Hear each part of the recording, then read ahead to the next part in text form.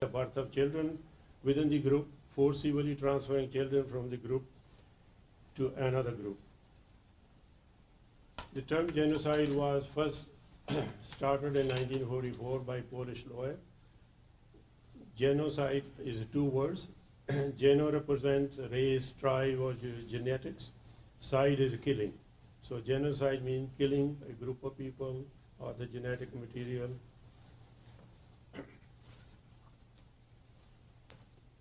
UN definition of genocide was accepted in 1948. Cultural part was included later. In January 2024, 153 countries ratified the Genocide Convention, and the International Court of Justice has ruled that the convention's international law applies to all countries, even those they have not ratified. So this is a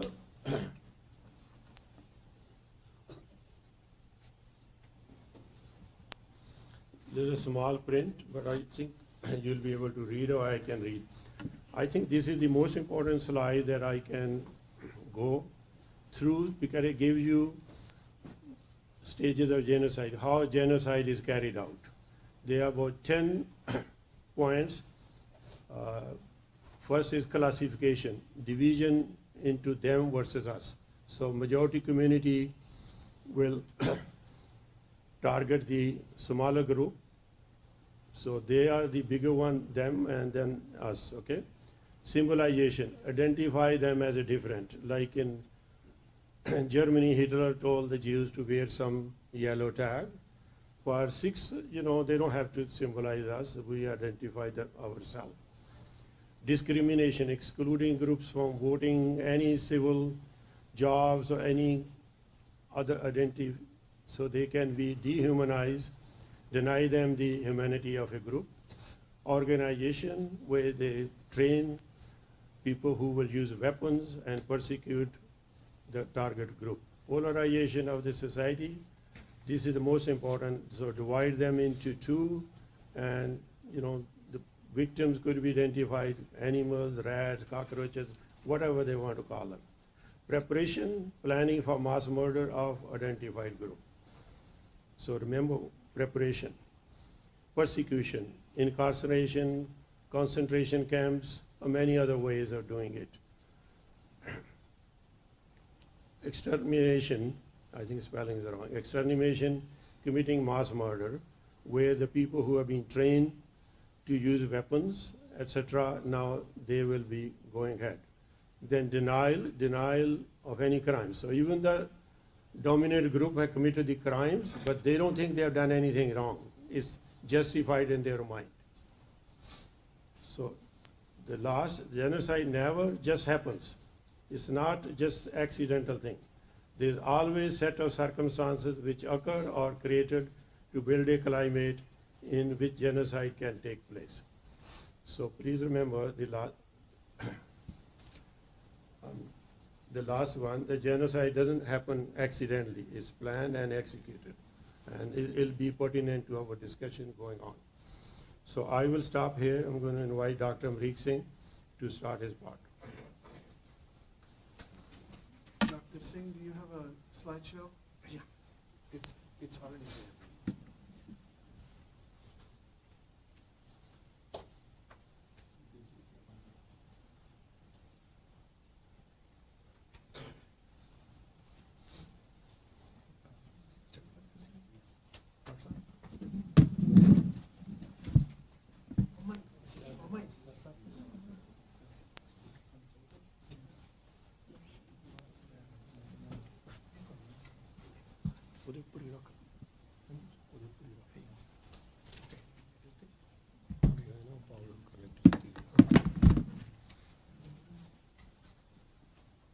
Yeah. Thank you.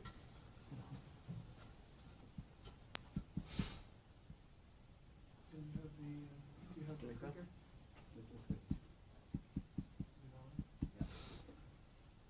And doctor, when you want to change the slides, point the clicker at the PC that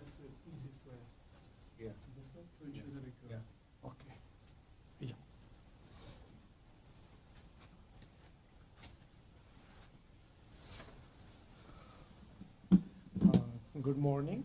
Morning. Good morning. ਸਤਿ ਸ਼੍ਰੀ ਅਕਾਲ ਵਾਹਿਗੁਰੂ ਜੀ ਕਾ ਖਾਲਸਾ ਵਾਹਿਗੁਰੂ ਜੀ ਕੀ ਫਤਿਹ Namaste, Assalamu alaikum.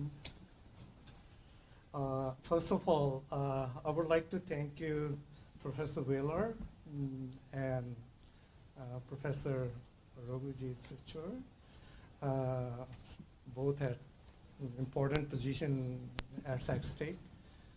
And so, okay. So I have been teaching also here since 2006 in ethnic studies, Sikh Americans and globalization, and Punjabi elementary. So, so today, Dr. Garibal, thank you so much for arranging this, supporting this event. So, as this is one of the most difficult topic to talk about genocide, to elaborate on it, the site of it, I mean, it's the most difficult thing. And here I just want to make it clear. When we are doing this most difficult topic, our purpose is to understand the process, how hatred becomes into a kind of a inhuman, brutal, barbaric thing. So our purpose is that it should not be taken in any other way, you know. So my topic is Sikh genocide, which is very less known even among the Sikhs.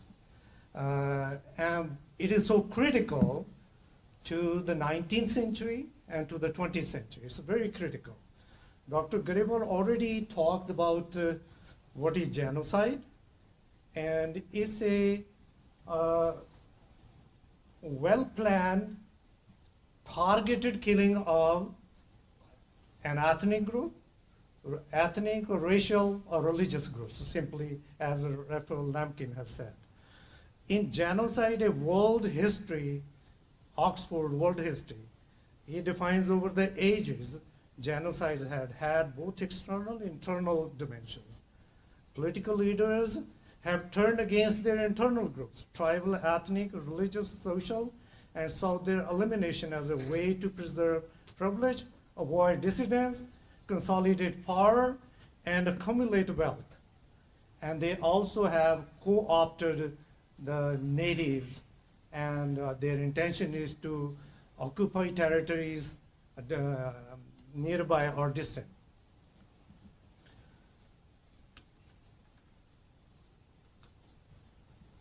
So, just a minute. All right. So, classification already, Dr. Garibal has done this. 10 stages of Professor Gregory Stanton has defined this, but simply classification is just give the dog a bad name and kill it. Symbolization, add all the signs of hatred, associate symbols of hatred with that group.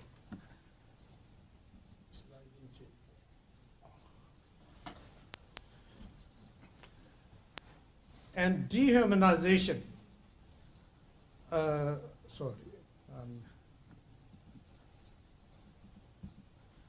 dehumanization, so make discriminatory laws and make it very open.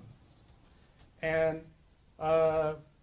it becomes a norm or routine. Organization, organize the hate groups, vigilantes. Polarize, the very influential politician, involve them to polarize. And preparation is kind of a policy, making it very open that you would not be punished if you participate in this crime. Prosecution, prepare the death lists of the people, first the leaders, and then do the masses, allow them to gather at a place where they can be exterminated. So then keep denying. So in Punjabi we call it Kalukara. It has a very specific meaning. Kalukara. It has, in Professor Khan Singh, he says it's a total destruction. Also, it also means Kalu means is kind of a, trapping them by inviting them to a place where they are in a large number and exterminate them. So Kara is kind of a, its impact. Kalu is a destruction, means its deadly impact on the people,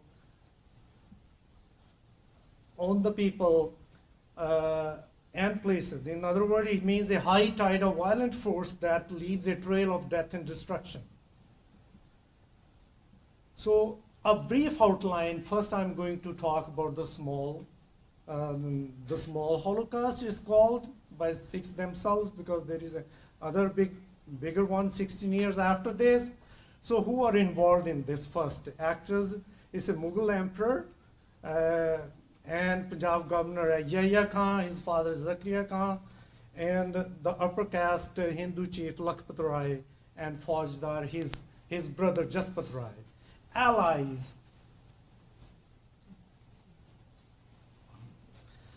So allies, Hindu hill chiefs are a major factor in shaping Mughals' policies towards Sikhs.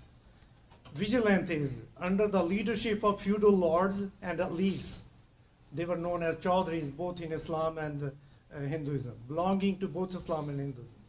And targeted group Sikhs, criminals, career criminals they were called, low caste untouchables, poisonous snakes, outlawed and dispossessed of their properties. And places are targeted: Golden Temple, Darbar Sahib, and Guru Granth Sahib. So they are the main target. And 7,000 children, women, and old men killed, and 3,000 were arrested. So this is a brief outline, but I just want to why this hatred, when it started, and how it's developing day by day, and is continuing even today. So in Sikhism, we believe that there is only one creator, one cosmic energy, and when it's one for all, and all, one in all in one. And Nam, when there's no other, then it doesn't need any name. All names are as true or as false, doesn't make any difference. There's only one. And so Nam is, truth is thy name, Sat Nam. And it's a neutral, non-specific. But the specific is Allah, Lord, God, all these are. So when there are so many languages, there are so many names of God. Okay, those who have, in Guru Granth Sahib say, those who have forgotten name and caught in duality, they putrefy and die and are consumed by the fire of desire. So that's the basis of hatred. Next. So the birth of stereotypical dehumanizing hatred for Sikhs in 1605 to 1704, just a brief reference. Mughal Emperor Jahangir ordered execution of the fifth Guru. Why? The religion is drawing simple-hearted Hindus and even foolish, stupid Muslims. This is what he says in his biography. And a reference to Shudras, untouchables, hierarchical position both in Hinduism and Islam. And he ordered I ordered that Guru Arjan should be put to death by tortures. So by those discrimination and dehumanization. So reference from Peter and Pajan is here from that book. Mughal royals and Hindu bureaucrats shape ultra-nationalistic policies against followers of Nanak. Agency, what is the agency? How Guru Arjan Dev Ji is tortured. High-ranked Mughal Hindu official Chandu carried out the execution with severe tortures, mostly described in Manu Samriti, a Hindu law against untouchables. So how he's tortured was put in a boiling cauldron, hot sand was poured on him, and then he was again made to sit on a hot iron plate, So 5 days his torches went, and all the time he was asked to convert to Islam. So ideological basis of hatred determine polarization and persecution. In 1675, the ninth Guru and his 3 followers executed for standing up for their Sikh beliefs. In 1704, 10th Guru's sons, 5 and 7, break the lives, several thousand killed by tortures.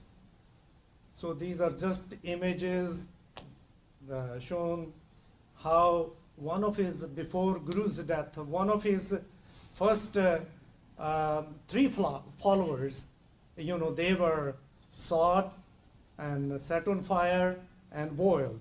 And then the 4th Guru himself was beheaded. 4 massive Mughals army attack on 6th Guru, 13 on the 10th Guru. It's a discrimination. The gigantic Mughal army infrastructures, Hindu chiefs carry out these attacks.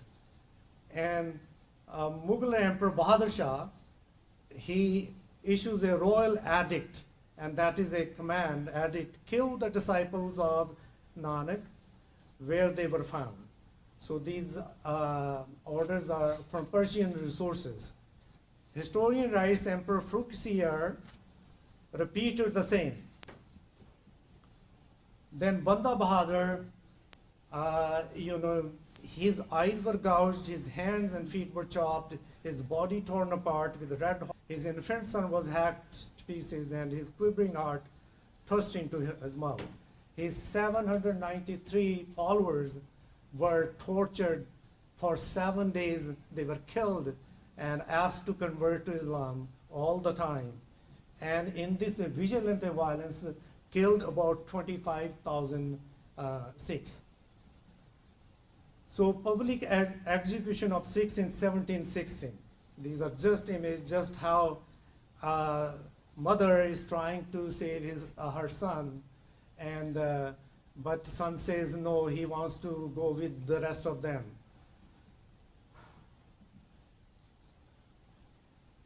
So this is how it was a public spectacle in Delhi, and many Europeans recorded these events during that time. And so Punjab Governor Abdul Samad Khan, son Zakaria Khan, and then you will see Yahya Khan. So one of the Persian resources say that Abdul Samad Khan, for him, the vast land of Punjab, it was just like a dish full of blood. So he made Punjab a dish like of blood. And his son made it like a pool of blood, so he shed so much blood during that time. And Zakaria Khan, his son Yahya Khan, he had rivers of blood, so many people were killed. So rewards were announced for Sikhs here, seizing their land, beheading them, and those many people became rich with blood money by taking like 10 heads or 100 heads or something. So they were I did some conversion, so it comes to like $50,000-$60,000, So it was a race that all Sikhs were carrying big prizes on their heads, and they were, ousted from the civil society. And historian Kashman Singh says Zakaria Khan had made headhunting a profitable business by offering rewards, all these different rewards which I just talked. By menacing a Sikh scholar's execution. So now Dewan Lakhpat Rai, he is arranging all this. So his target, even though he is himself a Hindu, but he's trying to please his masters as much as he can.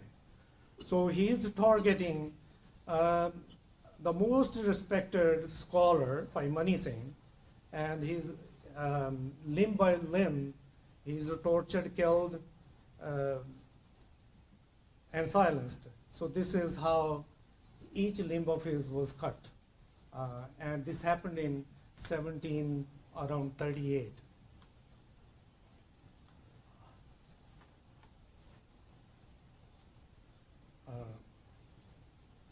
Yeah, next.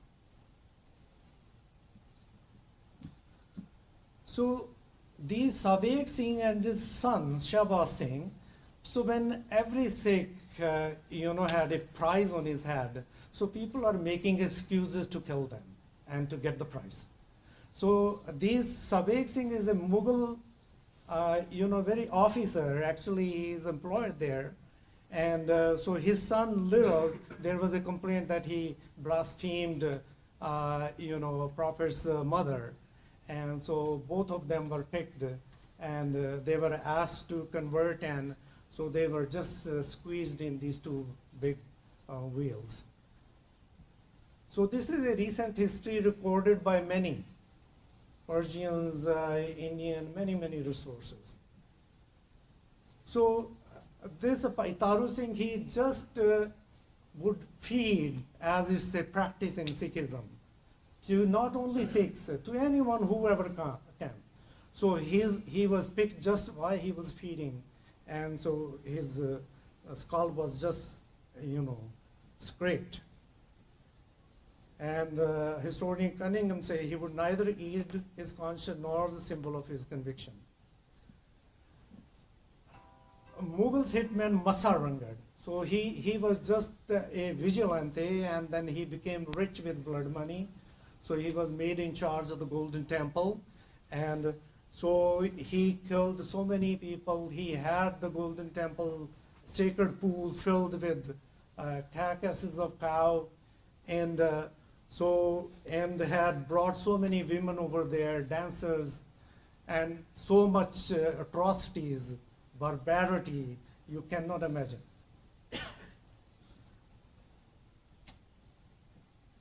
Two Sikhs disguised, so Mehtab Singh and Sukha Singh though came, and they actually attacked him, and his head was taken away by them. So now we are coming close to the actual event. On March 10, 1746, all Lahore Sikhs executed at Horse Market, because there was an order that Sikhs cannot live in any city, any village, or in any place, anywhere. So there was a order, official order, that they should be all rounded up, or they should be executed. If they convert to Islam, they convert to any other, they can be spared, otherwise not. So public warned not to utter anything like a guru. That was banned even.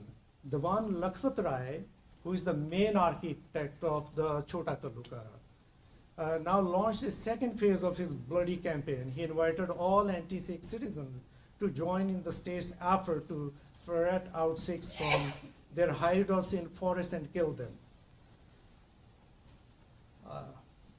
So this is the horse market in Lahore, which is known as Shahid Ganj, a martyr place in today's, and there is a Gurdwara there, and there is a mosque there. So in this vigilante violence, 25,000 people were killed. City of Lahore had not a single family of Sikhs in its periphery. Sikh could be killed anywhere by anyone. So notable, you just see some of those images, Mani Singh, Pai Mani Singh, Taru Singh, Sabek Singh. Next one. So this is the site where, this site from 1720s to 1765, the same site was used to execute Sikhs throughout those 40-50 years. Mughal Faujdar Jaspat Rai was a brother of Lakhpat Rai. Zakaria Khan's death gave some break to Sikhs' persecution, because there was a power struggle between two brothers. On Yahya Khan's installation to the governorship, Diwan Lakhpat Rai promised his boss to escalate killing of Sikhs and their conversion to Islam. In the meanwhile, he was shocked to know that his brother, Jaspat Rai, he attacked some of the Sikhs, those who came for food there. And one of the Rangreta Sikhs was a, untouchable Sikh. He climbed up the elephant he was riding and cut off his head. So that incident enraged his brother so much that he took another vow to exterminate Sikhs altogether. He said he would not call himself Khatri by his caste name until he finishes every vestige of the Sikhs from the face of the earth. So May 17, 1746, Kalukara, Mughal army and huge crowds of excited vigilantes marched to the Kanwan forest. They used all means such as cutting trees, setting fire, letting hound dogs after old men, women, and children. About 7,000 to 10,000 are instantly killed. 3,000 to 4,000 are prisoners, later to be executed publicly at Horse Market.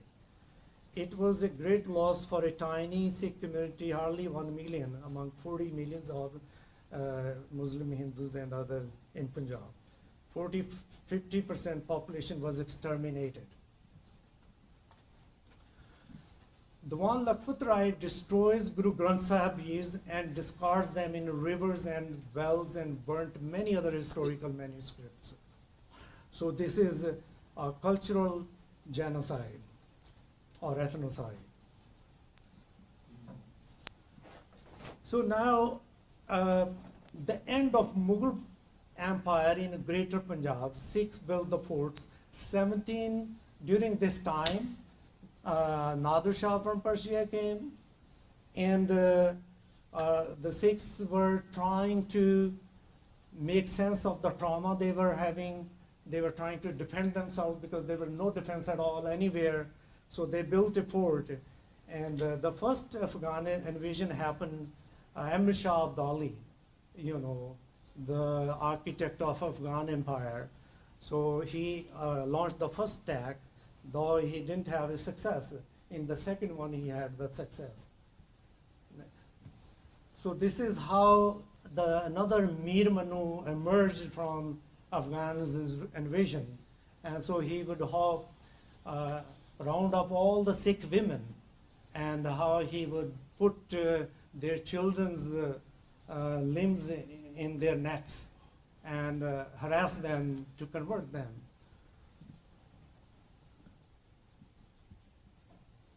So now, 1753, Punjab annexed to Afghanistan Empire. So Mughal lost forever Punjab. And so this is the timeline. There are so many, 10 invasions of Ahmad Shah Abdali. And and he's replacing, meaning he's replacing only the empire, but the whole infrastructure is the same. The same officials, same Lakhtar, same all, everything is the same. And the same execution horse market where Sikhs were, and it continued.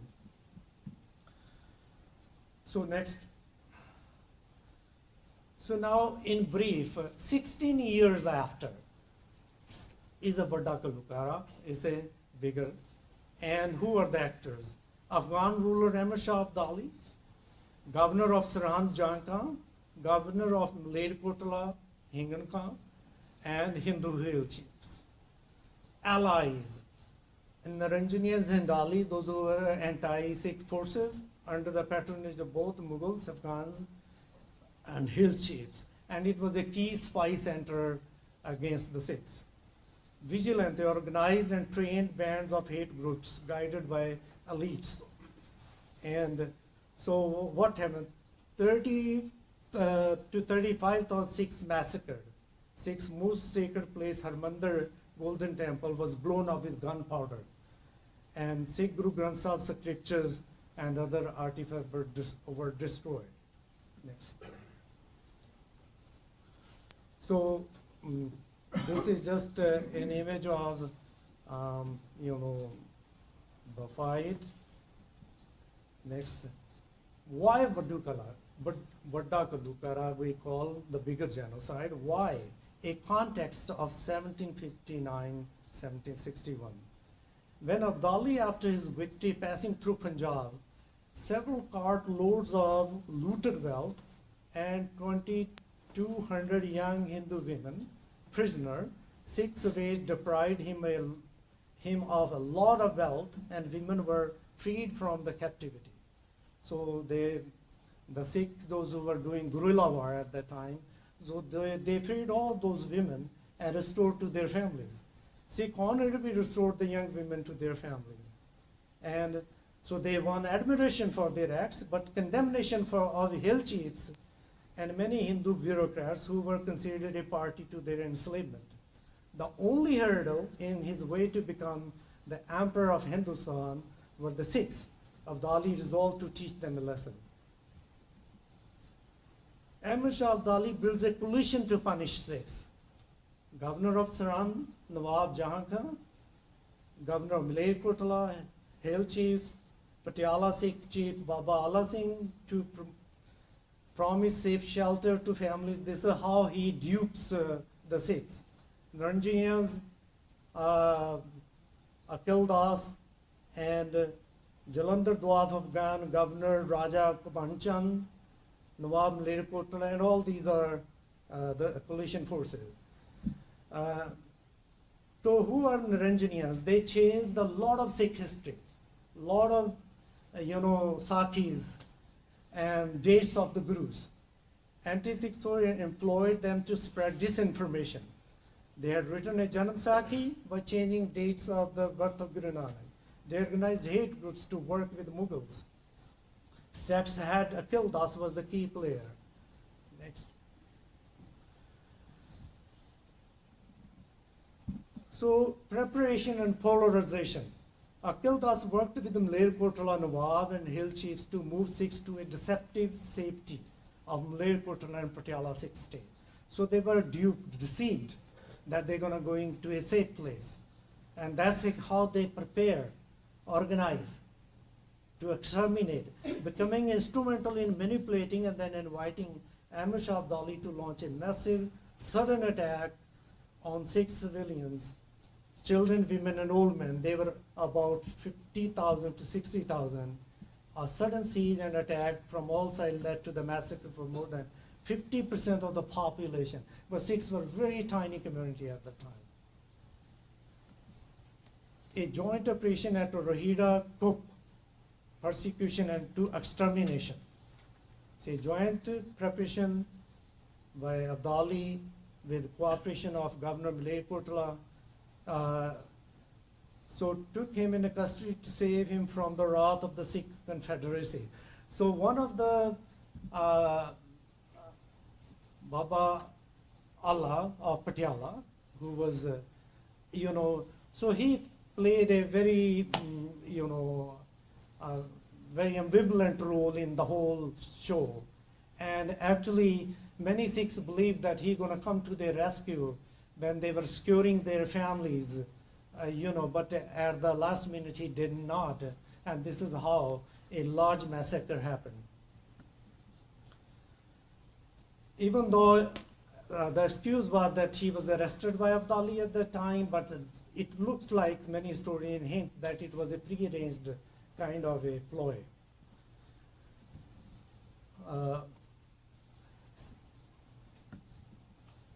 So Sikhs restored civil rule.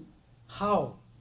How they are not taking revenge on, like in a sectarian lines, like Hindus, Muslims, they are not taking revenge in that manner, no. Some Brahmins came to Amritsar. A Brahmin came that his wife was abducted by one of the Nawab of the Ksur, and the General Assembly decided to rescue his wife and attack Ksur. And this is how they were successful in restoring the wife to him and actually killing the Nawab there. Ahmad Shah Abdali's main architect, Jahan Khan, who killed so many Sikhs, he ran away from the field, but he left his wife and children.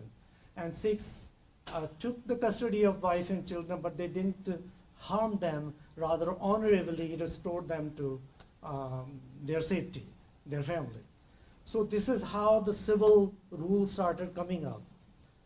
Sikh controlled Punjab for 80 years, but Sikhs stayed throughout a tiny minority. They did not target civilians, Hindus, Muslims for revenge. They did not convert people to their faith, as Sikh is opposed to the forcible conversion. Punjab's democracy remained 65% Muslims, 25% Hindus, 6 to 7% only, and 3 others. Punjab fell to the British in 1849.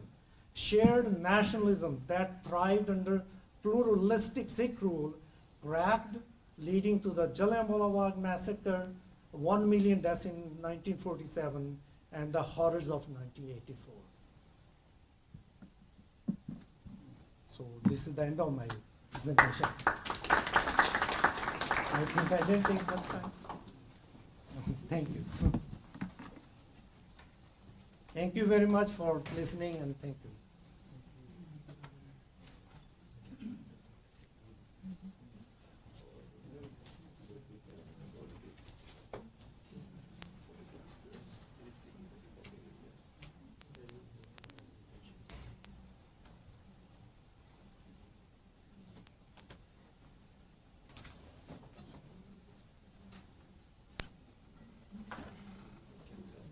Yeah.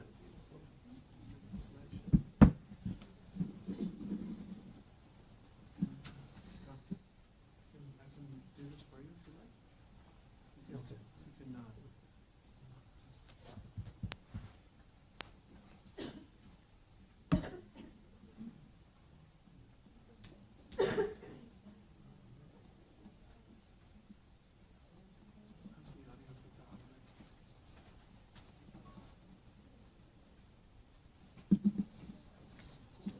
So, good morning again. Now we go to Sikh genocide, June 1984. This is something happened right in front of our eyes and has affected our lives forever.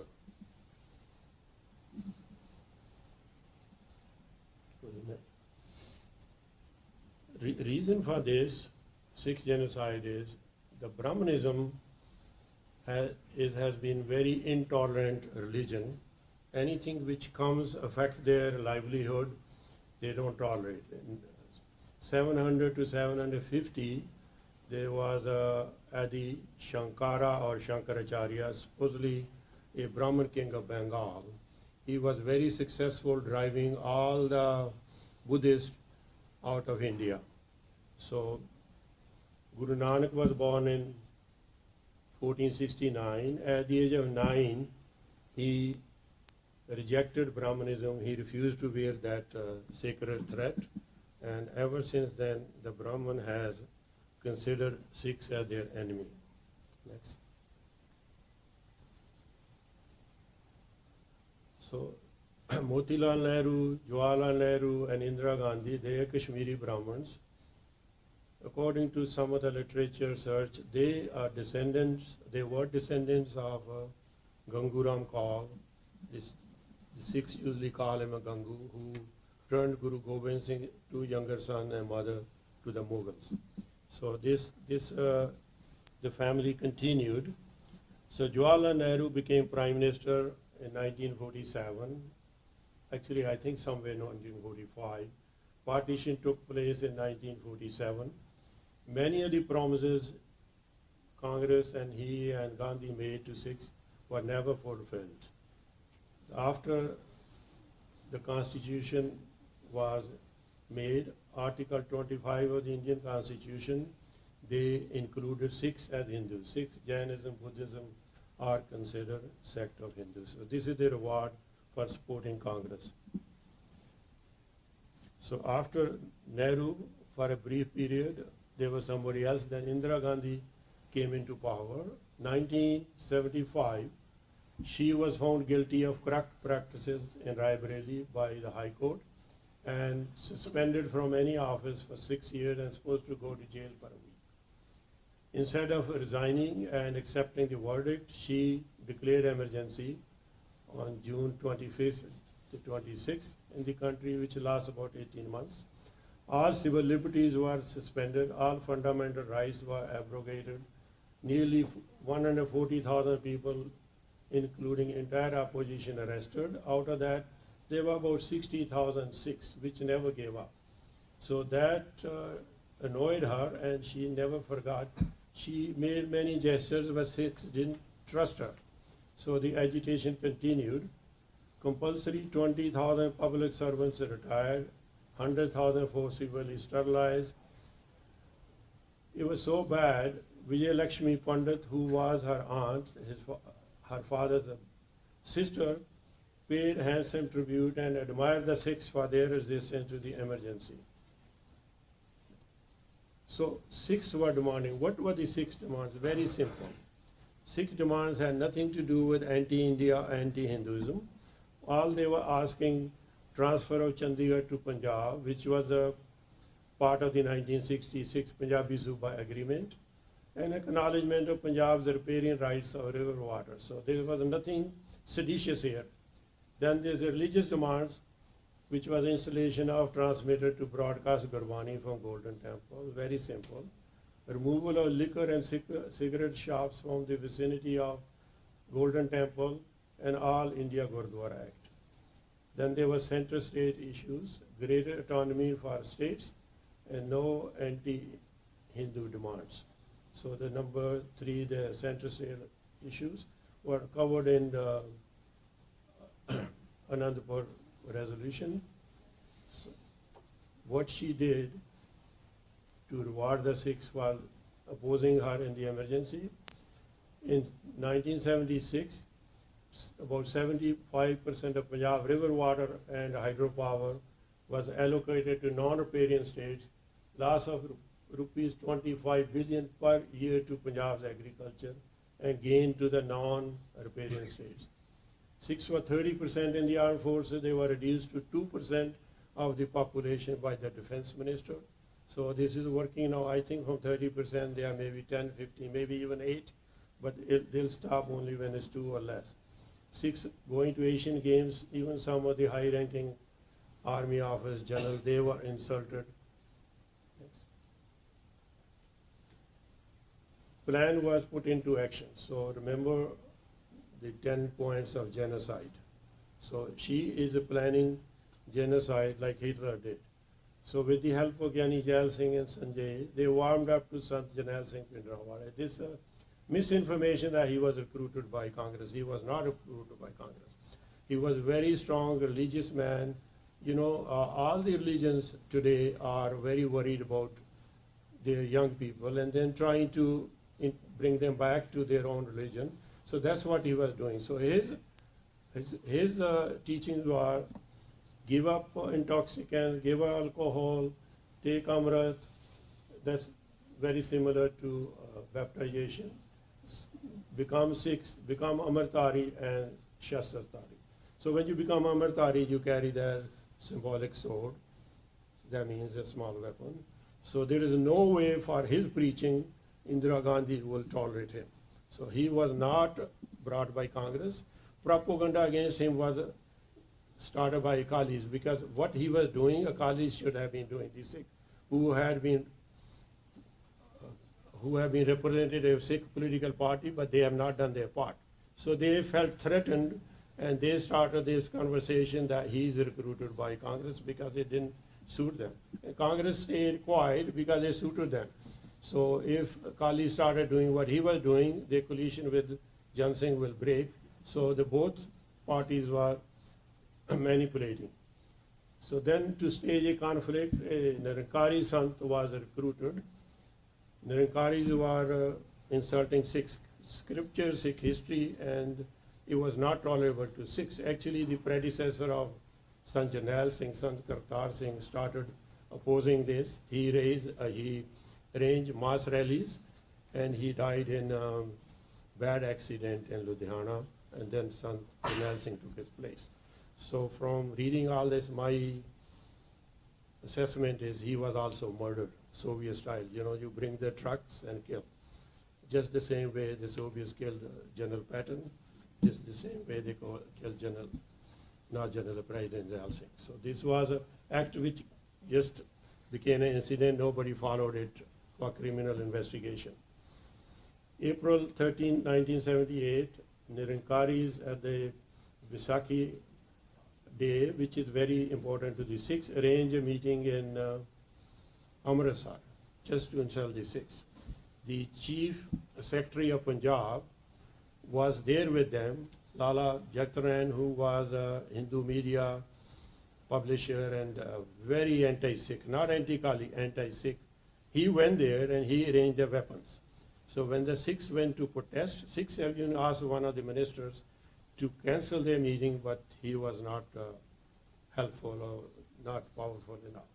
So they were shooting on the people who went to demonstrate. They did not shoot anything. But 18 people died, 13 of them were Sikhs. So that set up a bad environment in Punjab, and these Nirankaris were never punished. Their cases were transferred out of Punjab. Nobody ever saw them to be responsible for their criminal behavior. Next. Nirankari chief was assassinated April 20th, 1980. Lala Jakhtaran was killed near Ludhiana on September 9, 1981. He was an anti-Sikh, anti-Punjab politician. When he was killed, Sant Jarnail Singh was 200 kilometers away from Ludhiana, but he was implicated. 300 of Punjab policemen were sent to arrest him, but he was able to escape, went back to Chowk Mehta.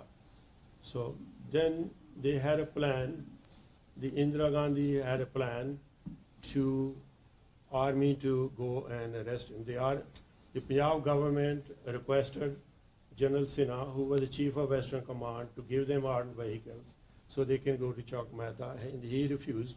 He said, this is not role of the army. So when he was away, his chief of staff, Mr. Puri, was contacted by Vice Chief of Indian Army to supply a battalion of Gorkhas who were near Amritsar to go to Chowk Mehta and arrest him and kill the Sikhs. General Sinha came in time. He found out the what plan, and he cancelled. He said he wanted to talk to the Prime Minister, which was never granted, and he was told, just stand down, police will take care of it. Sant Jarnail Singh offered him for arrest. He was kept house arrest in a place in Amritsar and then released unconditionally because they couldn't prove any charges. They didn't have any case against him. 2 of his associates were kept in jail for 1 year and then released. No charges could be proven. He became aware of government plan to kidnap him, so he moved to Chowk Mehta, which is part of Golden Temple complex. He moved there in 1982.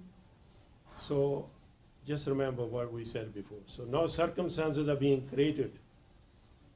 Environment is being created where Indira Gandhi could justify attacking the Golden Temple. Okay, he's giving information he's going to be kidnapped, so he moved to Golden Temple. Next.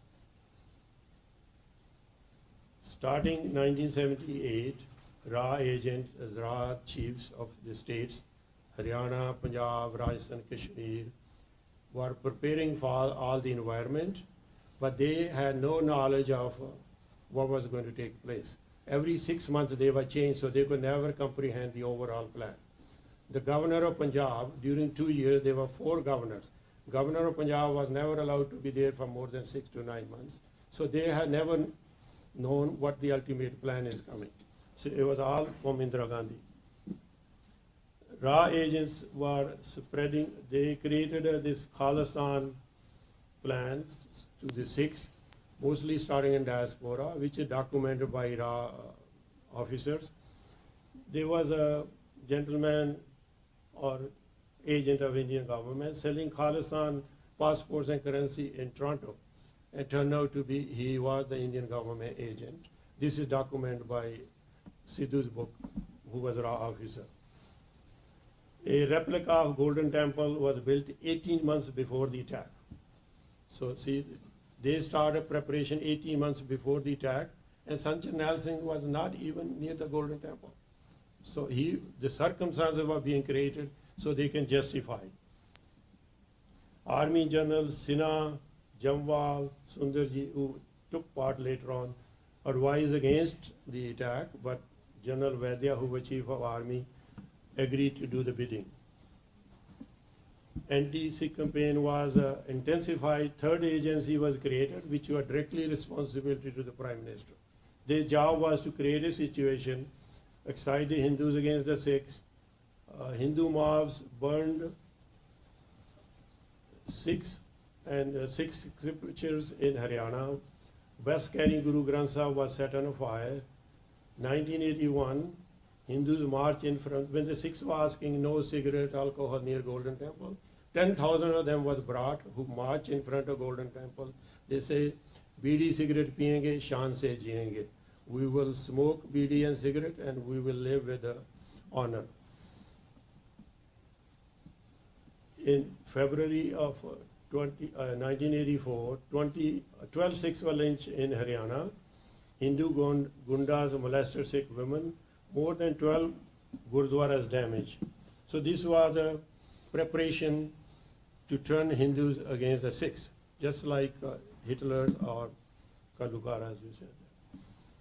Sole purpose of the government was, so the Sikh, you go back once. Okay, next. There were many meetings between Akalis and Akalis and the government. So they were sham meetings, giving the impression that they were negotiating, but every time they come to some conclusion, Indira Gandhi will reject. The final meeting was arranged by Harkishan Singh Sarjeet, who was a communist leader, and they had made all the agreement. Even the Indira Gandhi staff has agreed. And even press leaked that agreement has reached, that everything will be fine. But in the morning when she saw it, she rejected it and went back to square one. Because she was determined to carry out her massacre plan, nothing was approved. Sikhs were projected as a communal, extremist, terrorist, separatist, anti-national. To disseminate this information, All India Radio, TV, and Indian press cooperated and was a part of it. Sant Jarnail Singh was aware of government plan to kidnap him. In December 1983 or around January 1984, at the advice of those Akali leaders, Tora and Sant Longawal, he moved to part of the Akal Takht. So it's why he was there. Look, who's advising him? Who's advising him to move there? And he moved there. Most of the firearms smuggled into Golden Temple were done by third agency. There were 2 trucks loaded with weapons, and police were told not to stop, but facilitate. So this documented by the book written by Governor of Punjab, B.D. Pambe. On January 15, 1984, Army was given final order to prepare for Operation Blue Star. So Sant Jarnail Singh moves in, and the army now is set. The situation is set for the next attack. President of India was never consulted, even though he is supposed to be chief of the armed forces. It was not considered necessary. June 3rd was chosen when Sikhs would be celebrating 5th Guru's martyrdom. This was chosen to inflict maximum casualties, like Dr. Amrik Singh said, to bring them where the mass murder can take place. Not only Golden Temple, there were 42 to 74 Gurdwara based on what you read. They were all occupied. The army has occupied all Gurdwaras in May of 1984, not in June. In May 1984, all Punjab Gurdwaras were under control of army. 1 month before the attack, the HKL Bhagat, who was information minister, has called the meeting of all the newspapers and asked them to support the anti-Sikh campaign. Like before I said, 6 to 7 sham meetings took place, but no result. B.D. Pandey, the new governor who was brought from Bengal, was called to meet Indira Gandhi, and she told him her plan is to crush terrorists, Sikhs.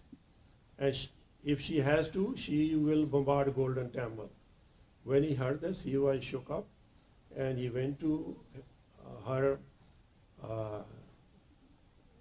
chief secretary or whatever the title was, P.F. Alexander, and he gave the resignation that put a date whenever you want. He didn't think he could be part of it.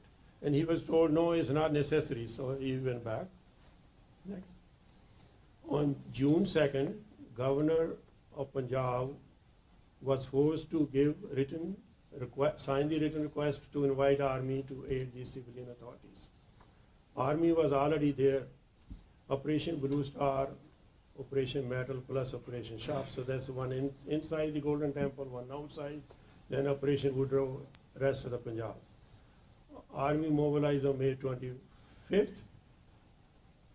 Important Gurdwaras were surrounded by May 13th. Punjab was locked down. UK government, Mrs. Thatcher, did cooperate. I don't know what advice she did. She didn't send the army, but she was part of the advisor to Mr. Gandhi. The KGB was very actively involved in anti-Sikh campaign. It's written in the book, The Word Went By Our Way, written by one of the KGB agent who changed sides. So there's this many pages just on this. So they told Indira Gandhi that this day they are going to declare Khalistan. So you have to move into all Gurdwaras. So KGB was part of anti-Sikh campaign. Next. June 3rd, all communications from Punjab were cut. Total curfews imposed. Journalists expects 10,000 Sikhs trapped in Golden Temple. Milk vendors who were coming from the villages, they were killed. June 4th, army started firing. They started firing on June 3rd. They were seeing where the return fire will come, so they know where the Sikhs are hiding, but they didn't return any fire. So they started the attack on June 4th. June 5th, complete invasion took place. They had many companies changing, Tamils, others, but they were not able to penetrate because the General Shivek Singh trained the commandos so well, they could not penetrate into the Parakrama or Golden Temple. Then they were unsuccessful. Next. June 6th, they brought the tanks and they bombarded the Akal Takht with 80 shells. Akal Takht was completely destroyed. People who begged for the water, I've seen the lady saying the same thing on the video, one of the social media. They asked for water, they said, there's a water, blood, urine on the floor, drink that. She said that she drank that because they were so thirsty. June is very hot.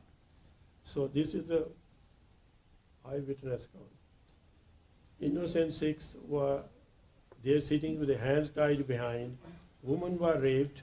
I was shocked to see that army raped the women they arrested from Golden Temple. This is documented by A.R. Darshi, who has written a book on this struggle. He was the special duty magistrate in Punjab. He interviewed some of these women in Ludhiana jail and documented that they were raped. Cultural genocide was committed. Sikh reference library was destroyed. 300 bullets counted in the Harmandir Sahib. Thursday, June 7, troops discovered bodies of Sant Jarnail Singh, Pindrawale and his close associates. How many Sikhs died? According to cremation workers, 3,300. Chand Joshi, a writer, says 5,000. Eyewitness says 8,000. So anybody's guess. Anybody I think they could find, they killed. Number of Sikh crowds from the villages were moving to Harmandir Sahib, especially from Amritsar, Gurdaspur. Estimated 10,000 to 30,000 were killed by army.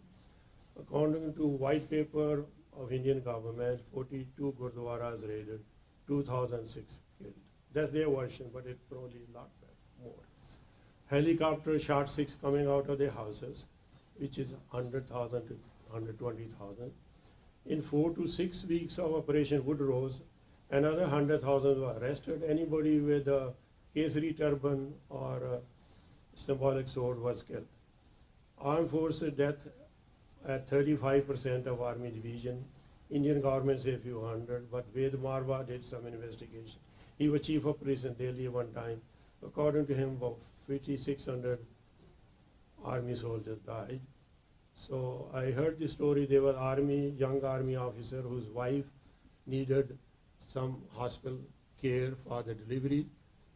He was in Amritsar. From Amritsar to all the way, there was no hospital available to non-civilians. He had to take his wife to Chandigarh. So you can see how many soldiers died on the way. 4,006 soldiers deserted. Operation Blue Star, and following 10 years, about 1 million to 1.2 million Sikhs died. This is by Sangar Singh, who was an intelligence officer for the government at that time. Sardar Jaswant Singh Khalda was able, most of the Sikhs who were killed outside, they were never identified and their family were never let know who died. So Sardar Jaswant Singh Khalda was an activist who was able to dig out the identity of 25,000 young men killed by police in fake encounters, and police also killed him. I was hoping his daughter, who lives in California, will come today, but I don't see her. I think they have some family events. Next. So this may be difficult for some people to watch, but I don't think I can complete the story without showing this. This is a, can you play video? Can you see it well? This is a tank. It's from documentary. It's not real because nobody could go and picture it, how they attacked the Golden Temple, the Kal Takht. Okay, next. This is the army generals parading after the attack. Next. Again, army generals. Next. Next. You can see death and destruction. Next. Destruction of Kal Takht by tanks. Next. Next. Next. Next. These are the people. I couldn't find the picture we produced one time in World Sikh News. They are tied, their hands are tied. They are sitting there. They all came to Golden Temple to celebrate the death anniversary of 5th Guru. So most of them were killed. Next. See the bodies with blood and army. Next. Okay, I found this on the web for bodies with blood army. Check it out.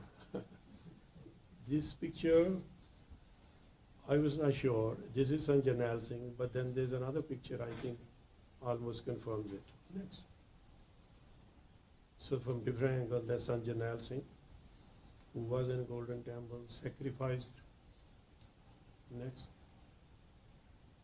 This is General Shubhek Singh, who trained all those people who were able to fight the army. Next.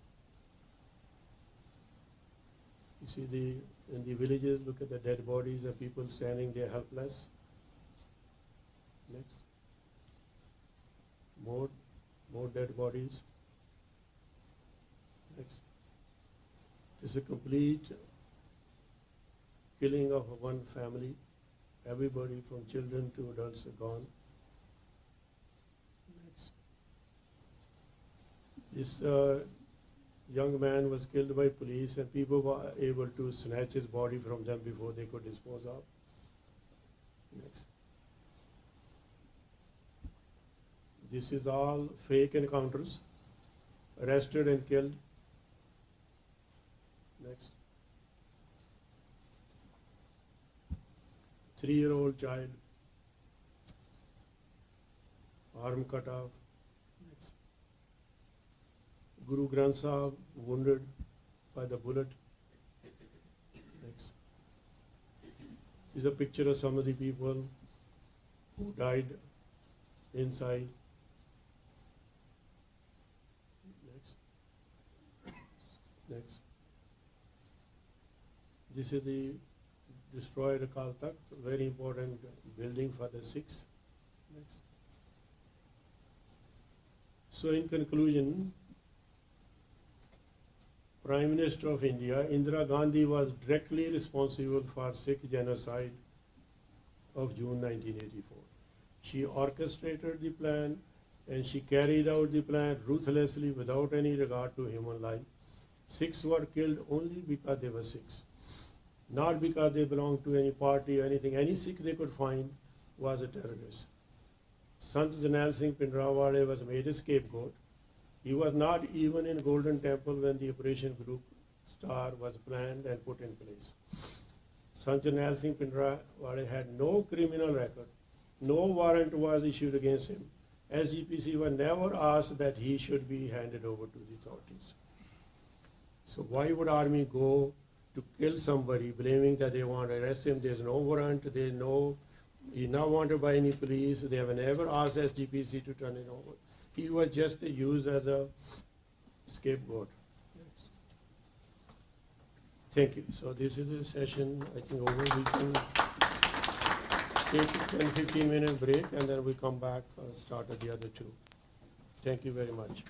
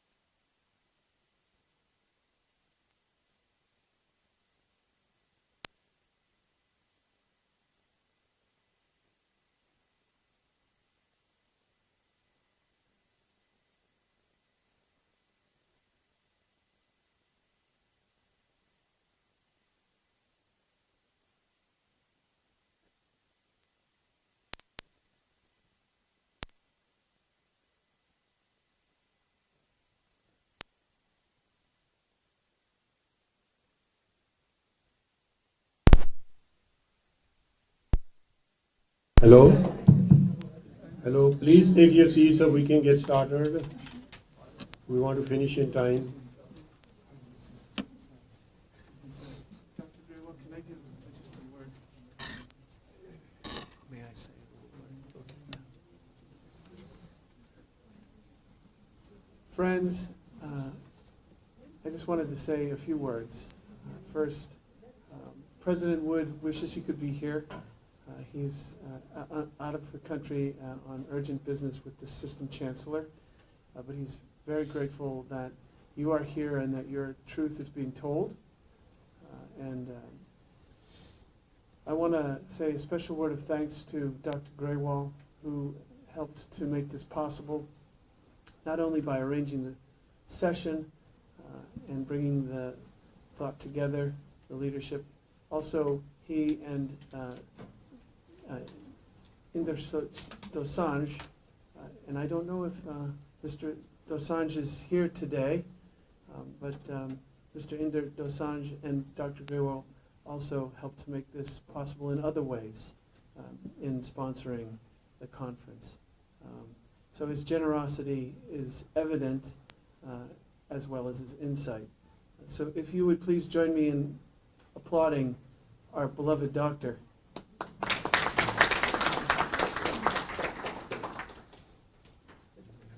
Yes.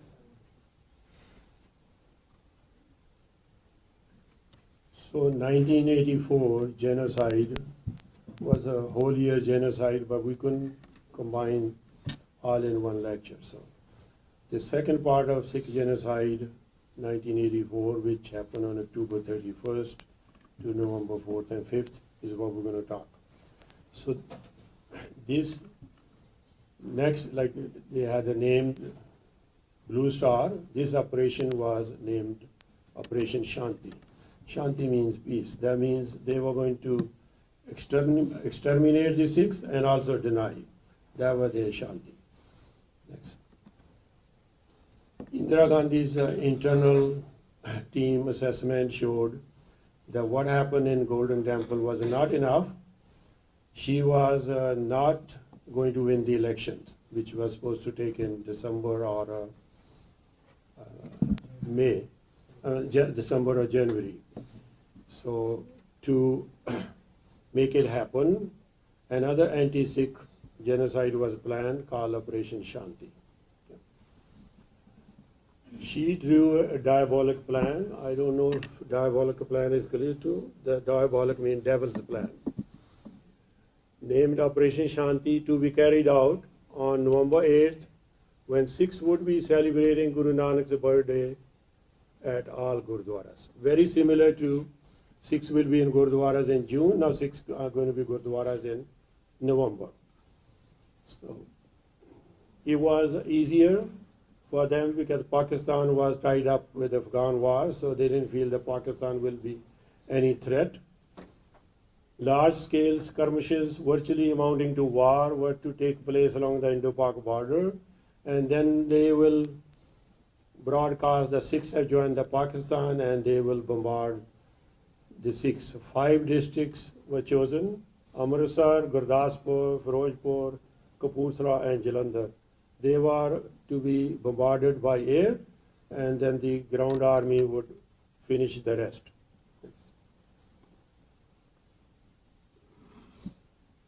Sikhs all over India to be subjected to mass-scale massacre, loot, arson, Congress-I, which is Indira's Congress. Criminals were hired who were to wait for a signal. A blueprint of Sikh genocide was prepared under the direct supervision of Indira Gandhi. Certain army officers advised against it, but again Vaidya gave her reassurance that everything is ready. She went to Kashmir on October 27, 1984, to make sure that Kashmir was not going to be taken over by Pakistan. All preparations were there. Unfortunately for her, or fortunately for us, somebody in P.F. Alexander, who was her principal secretary, his office leaked this plan. You know, it's easy to buy people there with a bottle of whiskey or something.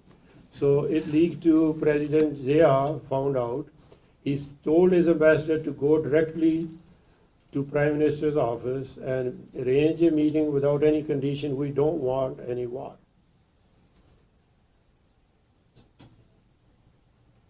So later on, about a couple of years later, I don't remember the date, somebody was arrested from P.F. Alexander's office for leaking this plan, and he went to jail, and P.F. Alexander had to resign. Next. R.K. Tavan. R.K. Tavan used to be stenographer for Nehru, and he was a very close family friend of Nehru family. For reason unknown, he leaked this plan to his friend Byan Singh, who was Indira Gandhi's bodyguard. Byan Singh, when he found out what is going to take place, he recruited his friend Satluj Singh, and they both made a plan that they were going to thwart this plan and make sure it does not happen again. So he gave a special instruction to Satluj Singh to make sure when this takes place, they were going to shoot her, that Tavan is not harmed.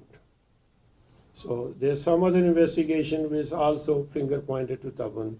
Then he had a hand in it, but you know, he was cleared and he became minister, was very close to Rajiv Gandhi.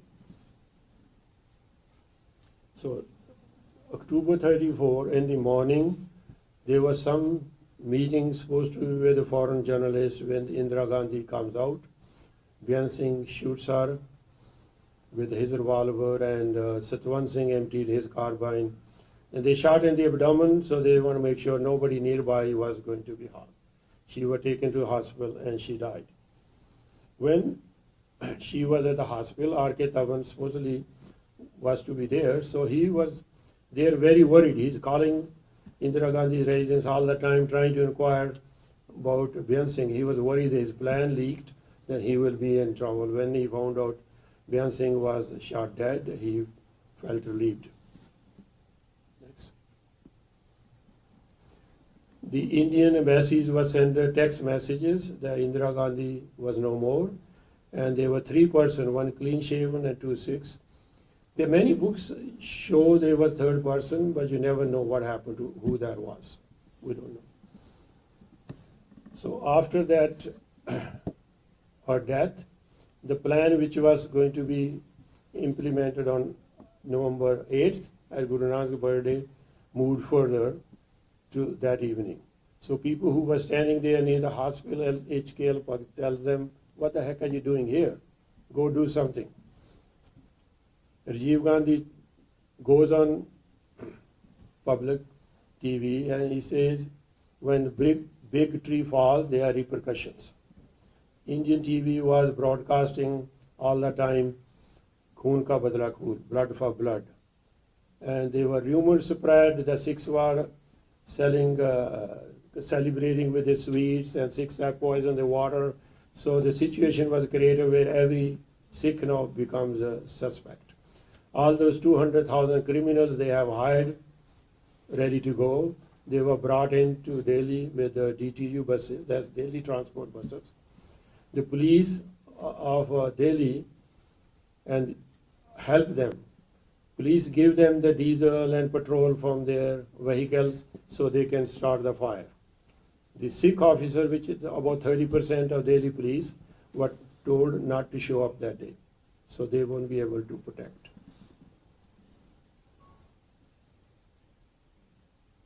So Congress I workers were going in front of the mob.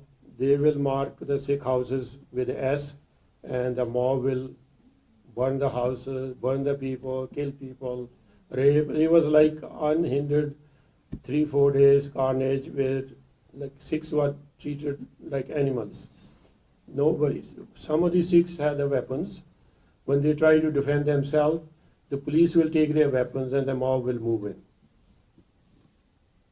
Women were gang raped. One woman was gang raped in presence of her 17-year-old son. Her picture is on the somewhere that can be seen. Children were killed. Hindus who tried to protect the Sikhs were not spared either. Gurdwaras were burned, so they could not go to Gurdwaras. 450 Gurdwaras in Delhi, about 70-75% were demolished or destroyed. So the Sikhs could not go there. This is not my statistics. This is from Jal Singh's book, who was the President of India.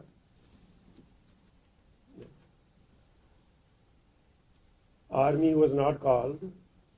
President Jal Singh was calling the Prime Minister, calling the Home Minister to call the army. Nobody listened to him. When they called the army, they were told not to shoot anybody, just flag march. Sikh males between 20 to 50, approximately 100,000 were the target. What happened in Delhi and Hindi belt caused Sikhs the loss of 30,000 lives, billions worth of property, which was, however, much less than originally planned on November 1984.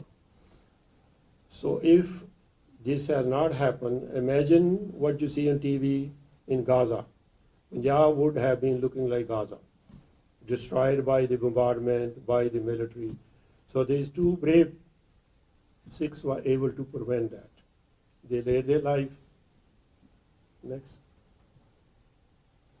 Doordarshan was Indian TV, spreading rumors. The worst place was Trans-Jamuna colonies. The Lokpuri was one of the main things. There are several, one of them I don't have time for the name. The Lokpuri, 406 were burned in one day. And nobody, in spite of President of India, people calling thousands of phone lines, nobody was listening, nobody was recording the phone. Police were like ignoring, nothing is happening. Some of the Congress leaders, HKL Bhagat, Sajjan Kumar, Jagdish Titler, Kamal Nath, these are all MPs or ministers, Arjan Das Shastri, Lalit Makhan, were working at the direction of Rajiv Gandhi. Rajiv Gandhi was finally responsible. He had taken the charge and he was conducting it. Amitabh Bachchan, which is a famous actor, he went on Doordarshan saying, Khoon ka badla khoon. It's so shameful. His mother came from Sikh family.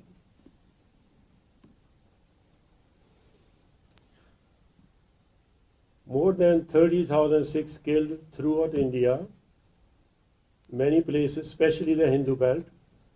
almost as many Sikhs as many Sikhs killed during these 4 days were almost as much the general killed in Chile from 1973 to 1990. The world has taken notice of what happened in Chile, but the same thing what happened there in years happened in 4 or 5 days in Delhi.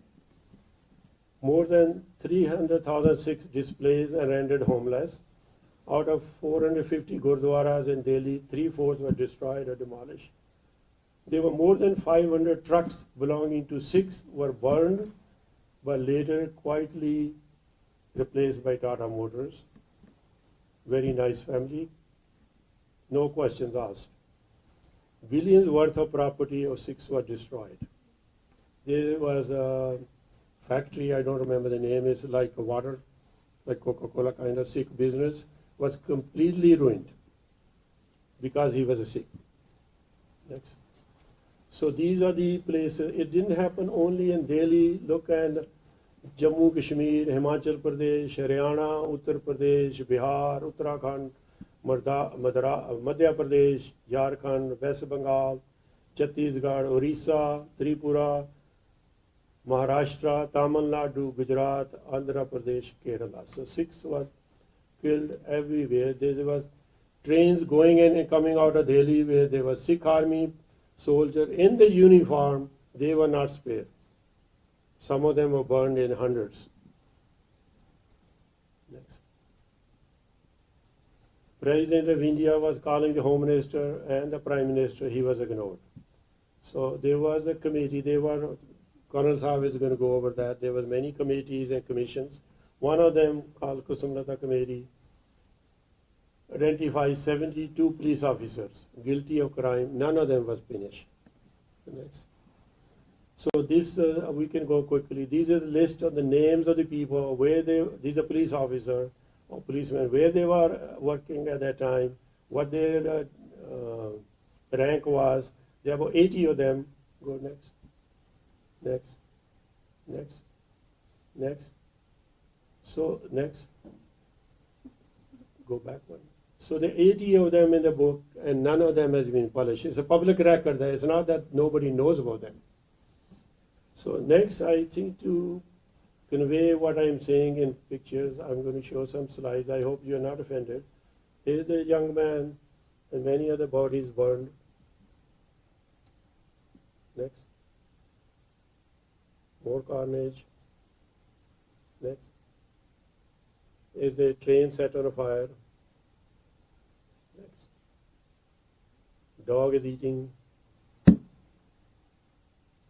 dead Sikhs meat. Next. There is a mob attacking the Sikhs, and there's a policeman. He's running from the mob and faces the policeman. Now policeman is beating him. Next. I don't know if you can see, is a tire in the neck of a Sikh and is being burned. This story repeated again and again. I said the 400 people, 406 died in Trilokpuri in one day. Next. More burning Sikhs.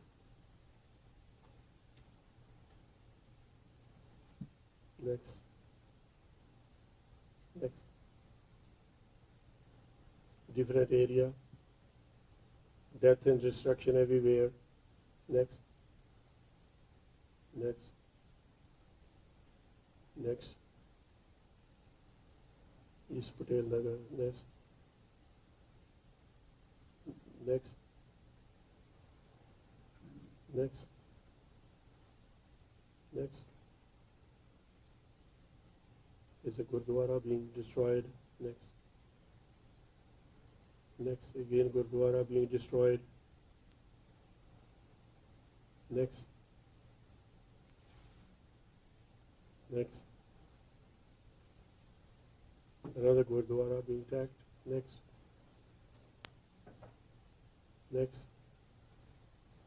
Bus being burned. The Sikhs are burned in it. Next. These are some of the people who died there. Next. Next. So before I go to that, I'd like to thank you, Father Likner, He's a friend and a human rights advocate. I'm glad that you came. So, in conclusion, I think the pictures told the most of the things that I could not express. This is my conclusion. Rajiv Gandhi was in control room, actively participating in carrying out Blue Star. There was a control center in Delhi during Golden Temple attack, where Rajiv Gandhi was personally part of that. Okay? He was personally directing the forces of evil responsible for Sikh genocide in October and November in 1984. He ignored all the calls requesting army to protect and establish law and order in Delhi. He even ignored the President of India, who was a Sikh. For his role in Sikh genocide, he was handsomely rewarded by Indians, giving him supermajority in the parliament. There's a Punjabi proverb that grief lessens by sharing and happiness multiplies. Dukh vandan na ghatda, khushi vaddi hai. So that's why I'm here with the friends talking about this. Events of 1984 have affected all the Sikhs and changed our lives forever. Thank you for listening. Thank you, Professor Wheeler. Now we will go to Dr. Colonel G.B. Singh. He's going to talk about 1984 and after. Why no justice? Thank you.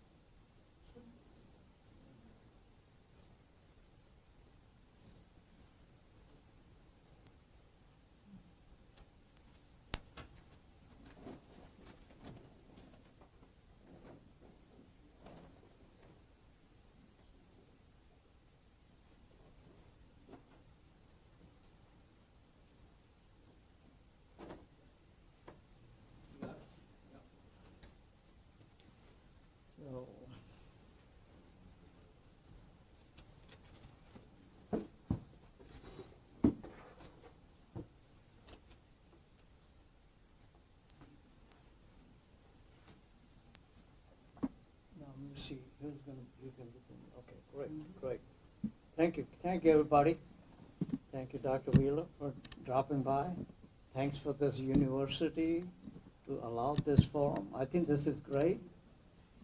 Generally, genocides, especially Asian genocides, we talk about Hitler and what he did, but Asian genocides are ignored. So this is a great event to learn what East can do also to its own citizens. So Sikh genocides and after effects, so that is what happened after and why there is no justice. It's been 40 years or so, still no justice. What happened? I'll give you a little run and then at the end we'll open up something that perhaps we may answer why. So next, sir. All right. As a flag of India, often we tend to ignore all that stuff, but we're not going to get into. The reality is India, for its generally perception as a great democracy, the world's largest democracy, human rights, all that good stuff is there. But then, what happened here? Okay, what happened? There's nothing there. When you, especially for Sikhs, when we look at it, all the stuff happened, but there's nothing out there. There's no outcome. So I think this is not the time to get into all of that. Another time. Next. Now, Mrs. Indira Gandhi, I ran into her when I was a political science student. That's when I began to learn about her, who really she was. But cut it short, 1984, when the state murders happen. State murders is when she's committing Indian military, Indian police force, and they're directly involved in killing civilians. Those are state murders, not necessarily sponsored, but they are done by the state itself. So let's look into that. I want to give you some numbers. Yes, okay. And then, of course, we're going to look into November, and that is the murder sponsored by the state. That means the Indian government had sponsorfication going on to allow others to come and kill Sikhs. Okay? Let's move on. So in Punjab, give you the kill count. It's a kill count. In Punjab, the range varies into about 10 years, from 1 million to 1.2 million. That's a lot of people getting killed. These are estimates, of course. No authentic investigator-derived numbers are available. Very simple. Why?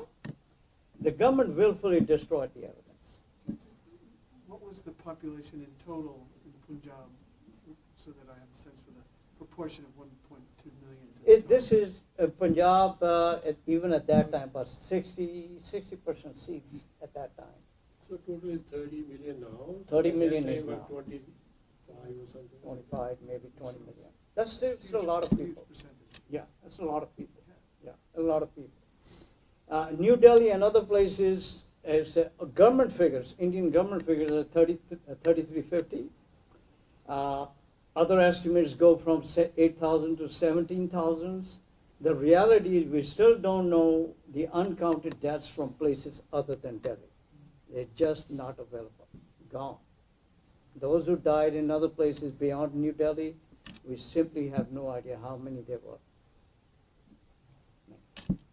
Now, you just want to make sure, right after all these tragedies taking place, there were some unofficial investigations. I brought one here.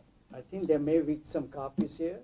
This is unofficial investigation by People's Union for Democratic Rights, People's Union for Civil Liberties, and of course, that's this one. And then there's the Human Rights Watch. They have their own separate. And then there's a fourth one is Citizens for Democracy published Truth About Delhi Violence. That's the fourth one. So these are unofficial accounts. So I'm bringing it here so I can concentrate more on it, so you know that I'm not making it up. This is not done by the Sikhs. These are non-Sikhs who are doing it. This is their investigation. Next.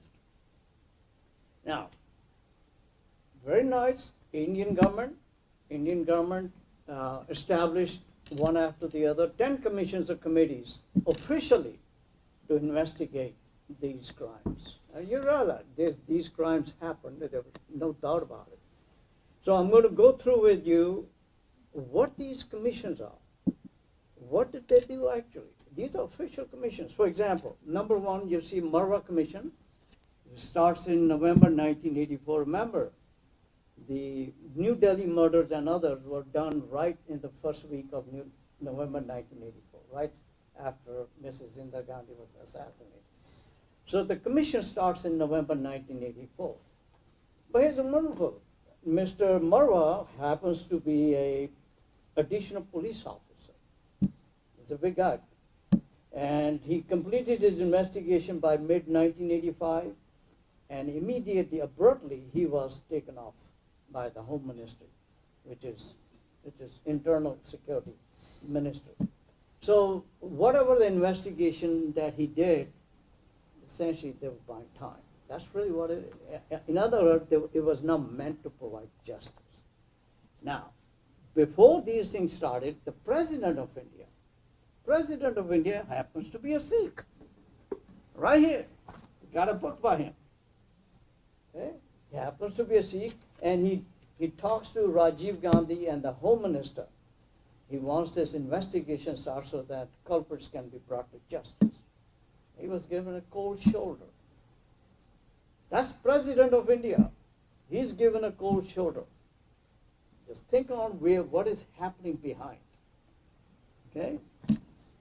So then comes, I'm just going to give you just taste of these committees and commissions, that they are not meant to bring justice. They are not meant to bring any justice to anybody. These are out there to let the people know that there's investigation going on. These are big guys doing it, but in the end you get nothing. Nothing happens, okay? So the next one, number 2 commission, Mishra, who happens to be who? A member of the Supreme Court of India. Wow, that's big guys. So he published his report in August 1986, and the report was made public, but it was not part of terms of his agreement that his report that anybody would be brought to justice. What is this then? Okay? But then the doors open up for other commissions that one after the other. They're coming in and they're buying time, and yet nothing is happening. And I just want to bring you up here the number 8, Mr. Dillon, who happened to be a Sikh. And I met him. He was at that time India's High Commissioner in Canada. I met him in Washington, D.C. And I think within an hour or so with him, I realized that I'm not going to learn anything from him. At that time, I was investigating India at that time. Even at that time, it started. So Narula, the last one, and then this one is the most important part, because that was the last one. So next one. Now remember, this investigation, that's the last one. By the time his report came out, and I have 2 reports of him, if anybody wants it. The Prime Minister of India at the time happened to be a Sikh fellow. It's very coincidence, sort of, okay? But anyway, Mr. Nanavati, he died in 2021, a member of the Supreme Court, and right after he retired, he was given this job to investigate these murders. It's a one-man commission. That's another strange thing when you go through these committees, and you think in committee there will be a number of people there. You don't find number of people there. You find maybe one guy. Or you go through the commission, and again, this is a commission. There's one man. All right, and the report is issued on February 9, 2005. Now realize, murders and all these pogroms took place in 1984. You can see already they bought so much of the time. Witnesses are gone. Things are moving on, and life is changing. Next one. So Mr. Manmohan Singh happens to be the Prime Minister when that report comes out. And what does Mr. Singh? Now remember, this is a Sikh. It's a Sikh fellow. So what does he do? He apologized to the Sikhs for the Operation Blue Star and the killings and the lootings and the destructions that followed. That's all he did. But no justice. Where is the justice? No justice. He's the Prime Minister of India. He cannot give you justice. Next. Now, we all know President Obama. His book just came out about 4 years ago, 2020. And on page 6, he refers to PM Manmohan Singh. That's when he met him when he was in India. And he refers to Manmohan Singh as a member of a tiny, often persecuted Sikh religious minority. That's President of the United States saying it. Okay? And I just brought it. It should be there in your library, this book. Go ahead next.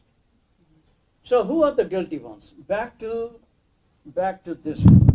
They are the ones who recognize that these are the people, these are the politicians who are out there leading the pogroms against Sikhs.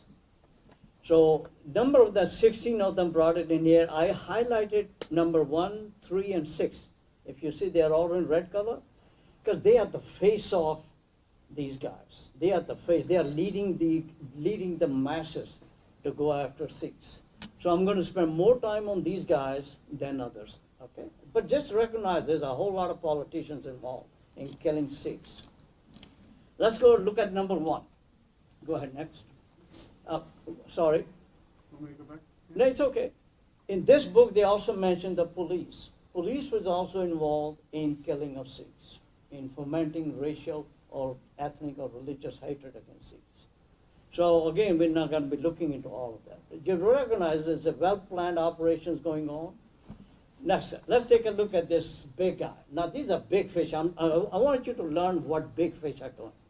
One is, of course, the prime minister at the time is Rajiv Gandhi. Okay, that's a big fish. But the guys who are right below him, they are quite deadly. So this guy, Mr. Bhagat, he died 2005 and known as the kingmaker in Delhi. He had been a member of parliament, MP 6 times.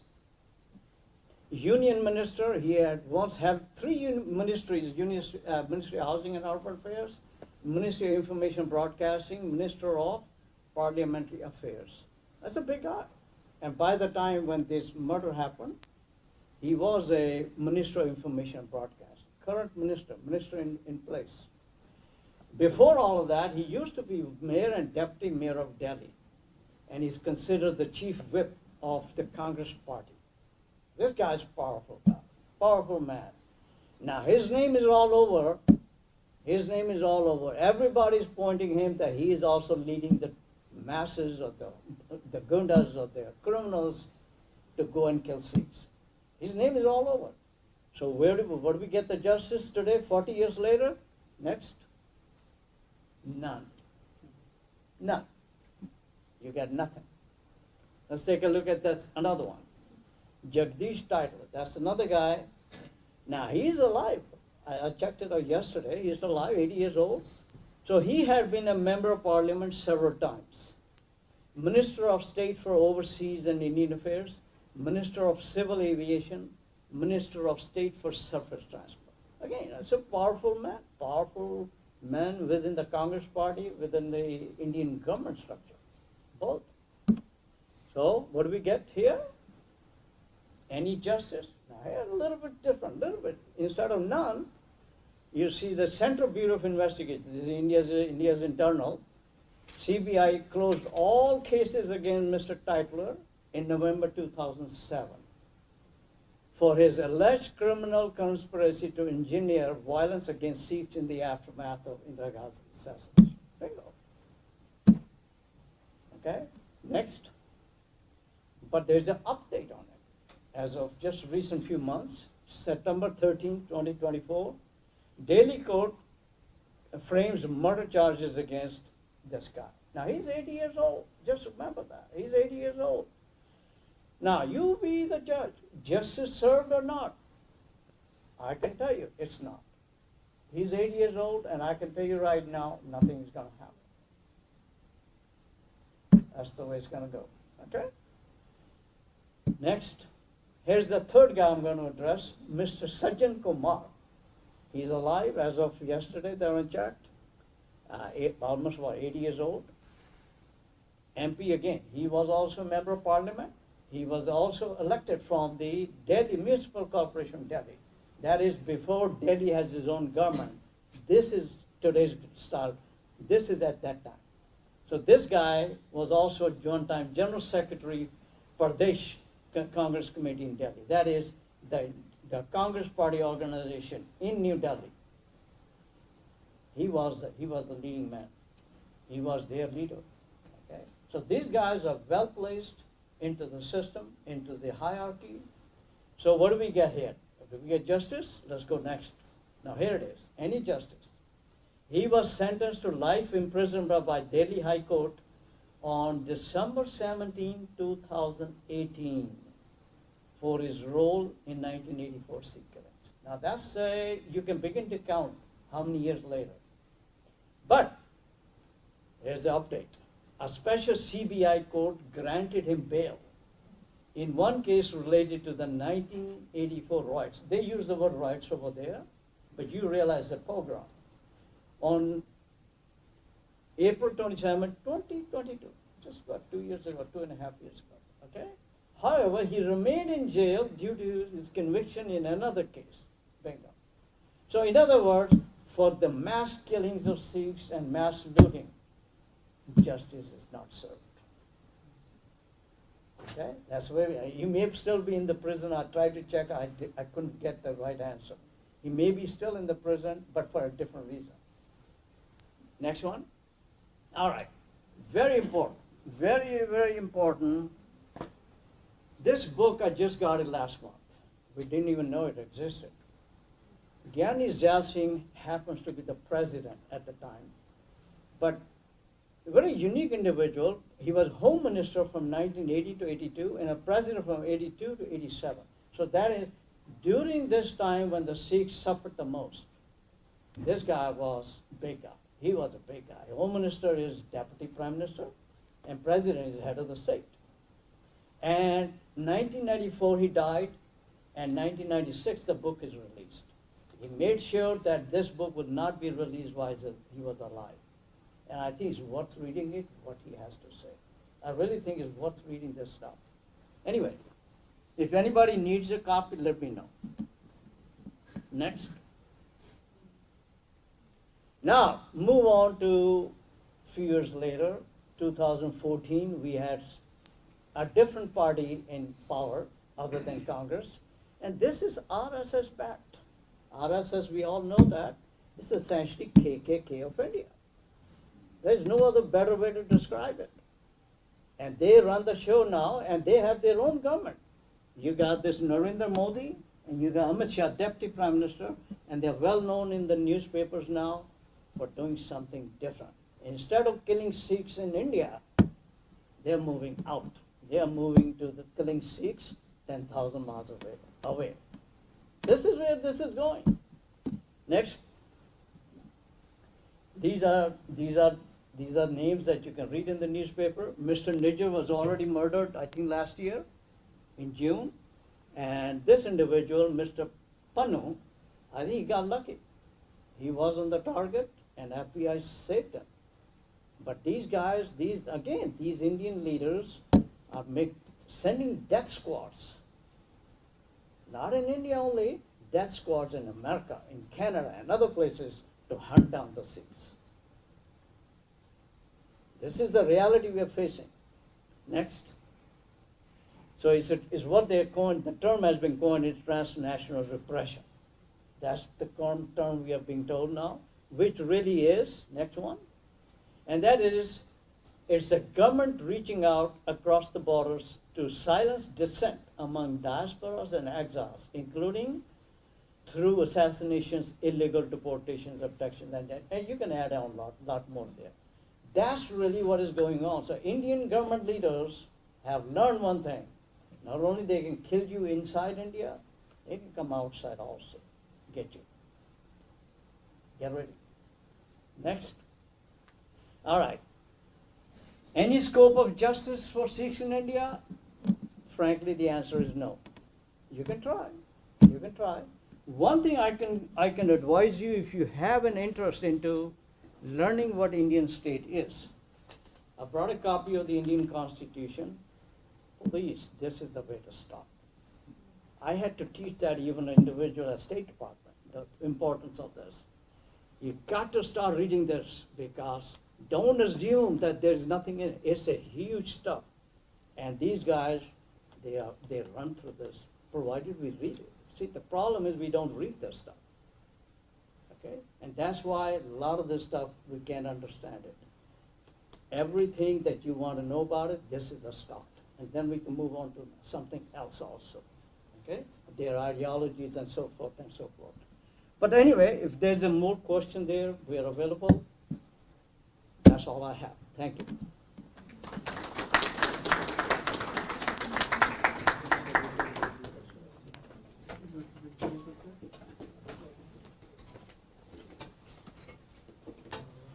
Dr. Mason, should we come up?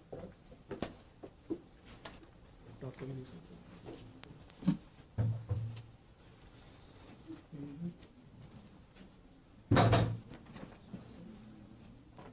We have almost half an hour for question answer.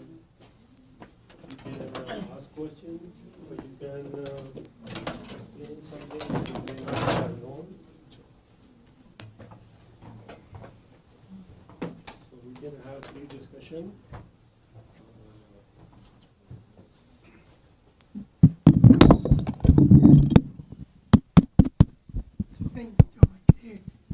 Leave it there. Just leave.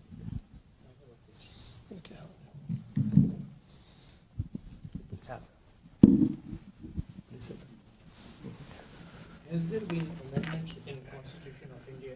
Yes, as of Use this. just few days ago, there are total of 107 amendments. And what's the majority that makes the It's the Indian Parliament. no, 2/3? Yeah, 2/3. I think I don't remember it, but I think Article. 2/3. Yeah, And, it's the easiest thing for them to do. Unlike our United States Constitution, it's the easy in India. It's very easy to do it. So Shahid, there's a majority-minority concept. When it's about the rights of minority, anything can be done. Look what happened in Kashmir. They broke the state, they did send the army, so they can change anything because that's the situation. Anybody else has a question? I can add something more. All these amendments, not a single one is meant to protect the rights of individual. They are all meant to protect Indian state. That means it gives more power to the government as opposed to people. Okay?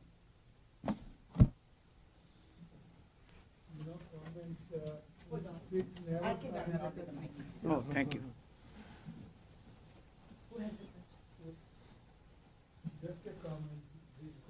The Sikhs never signed any of this constitution. They refused to sign because they were unhappy with it. No, I can. That's a good point, but let me clarify here. The Sikh members of the Constituent Assembly, there were about 6 or 7 of them, if I remember. They signed it. They signed it.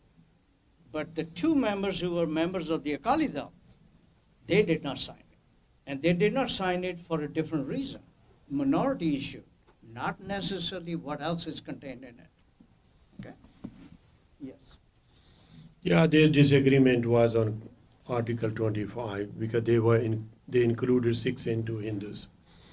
That's the only dispute they had. Thank you. Other questions? I think one question I have is, in listening to all of this and then reading some, is there really an Indian state?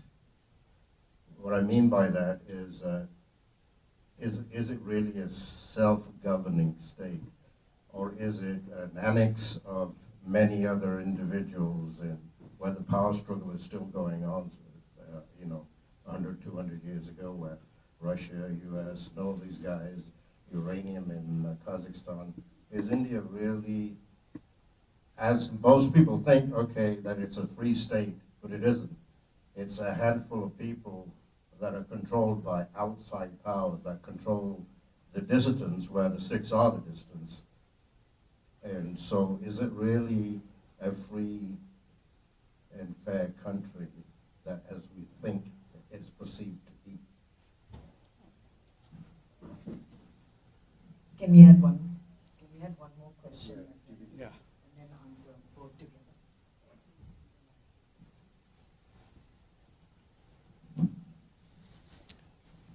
Well, I don't think India is a free country. I was born there and I'm not allowed to go back there. So that tells you that it's not a free country.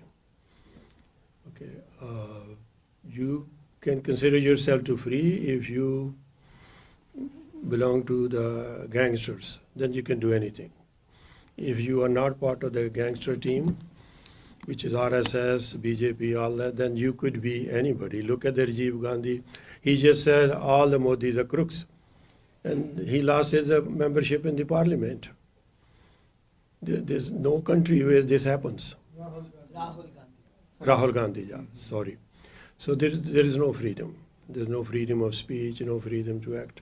If he can lose his parliament seat for saying that, which is actually not bad. If you look at all the people who have swindled money out of India and ran out of India, there's only one non-Gujarati. So he didn't say anything wrong, but he lost his parliament seat.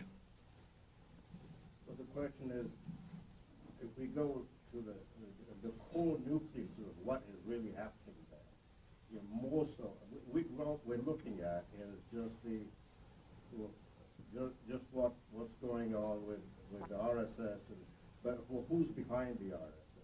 Who, you've got the great game going on. It's still going on. We see it in, like you said, in what they were proposing was something similar in Punjab as what's going on in Gaza. So what's the real game that's going on? It was going on through Ranjit Singh's time. In my opinion, I think it's much deeper than what we perceive as what we have seen. So RSS and all similar organization started by Brahmins. Their main aim is to re-establish supremacy of Brahman, so he controls your life from birth to death.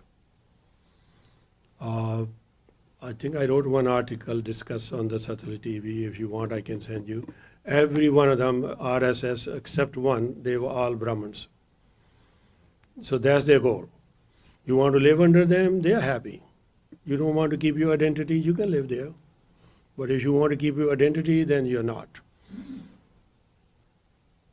We are outspoken, we have outside presence, but the Muslim minority, especially in small areas, they are crushed. They are crushed physically, and poverty is so much they have no time to even talk like we're talking. Especially these small places. They say they just beat them. Thank you. Let me just. You asked a question if this is a state. This is the largest constitution of roughly about 200 countries in the UN. Obviously, they made this constitution. It is a state. It may be considered soft state. That's different. Okay? That's my point. Bernard Nozitter in 1970s called it a soft state. And it is a soft state. I agree with that. But it is still a state.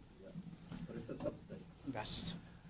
Yeah, so in other words, it's kind of a nation state. Yeah, so because there are so many nations, nationalities, and what this government represents, it doesn't represent all the nationalities in India. And so it's a nation state basically predominantly of the Hindutva thought, Bharat. And it's going back to the BC's, the glory of Hinduism.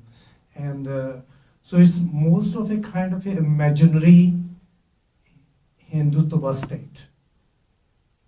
Kind of. It's not because it represents their hopes and aspirations, not the hopes and aspirations of other nationalities.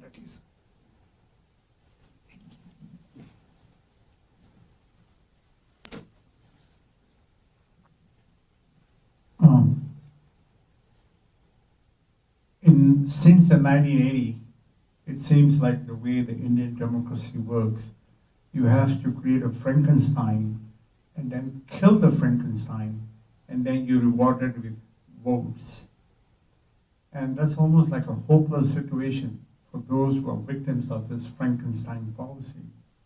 In the 80s, as we have seen, to create the KGB started a big program in the world that Sikhs want Khalistan, and they falsified documents. We have all this information. So what is the hope for minorities?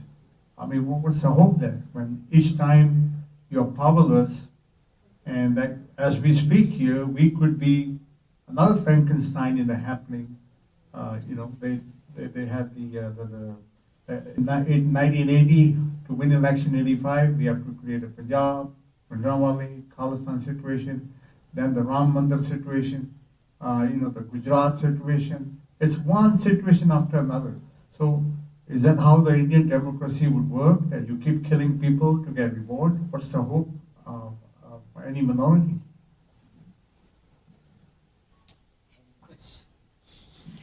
So no, in Punjabi we say this person is like a girgat, changes the color. Like I think girgat is a chameleon who changes the colors and adapt.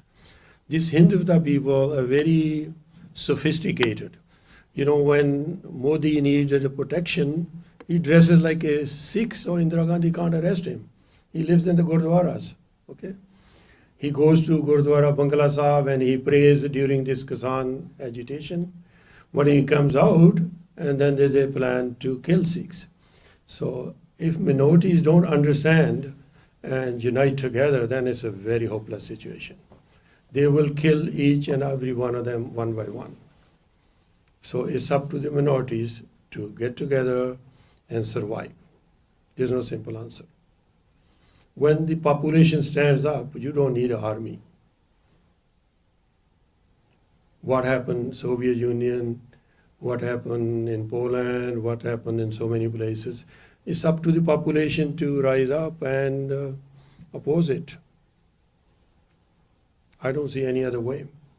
Thank you. We have a question in the back.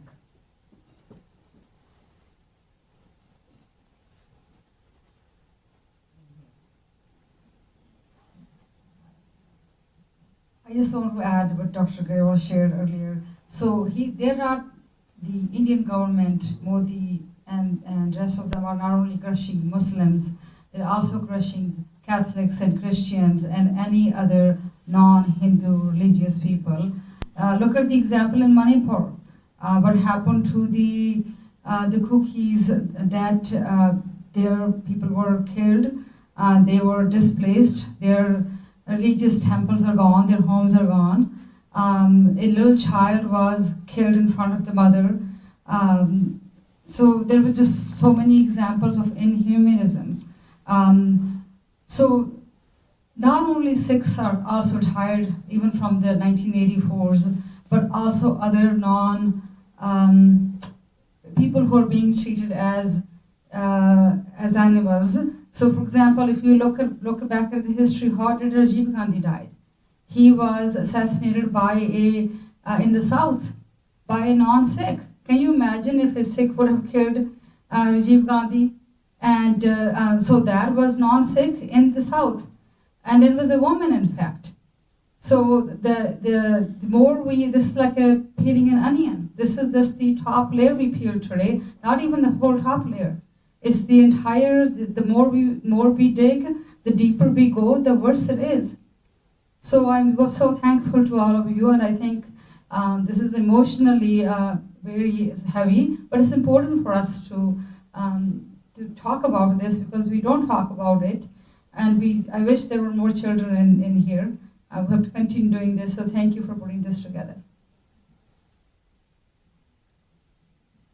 We have a paper on Manipur later on this afternoon, in case anyone is interested. Any comments? Let me add. I just got the news yesterday, and I think I shared that with you, Reverend. In Manipur, there is a civil war going on. As of yesterday, that news I got, that every attempt is being made by the Indian government to make sure that news does not come out, or the details of it does not come out. Just third update on Manipur. Yes, the Prime Minister of India has not spoken even a word about Manipur. Yeah. That's so shameful. The people have been dying, everything bad is happening. He has no time to speak about that. But he can come to New York and talk about Hindutva. He talk about all those things. And he has no time to talk about his own state in India. That's shameful. But I just want to reiterate, Modi is not the problem. They will find another Modi. Is the system behind it, is the RSS who want to dominate. Recently, I can't tell you anything more. I just heard something very simple. There's some guy who was trained by RSS switched side. And he told the Sikhs, their job is to kill at least 33,000 Sikhs in Punjab. I don't know what the timeline is. So any minority, I don't think they can survive. Look in Tamil Nadu, other places, what people are going through. Thank you.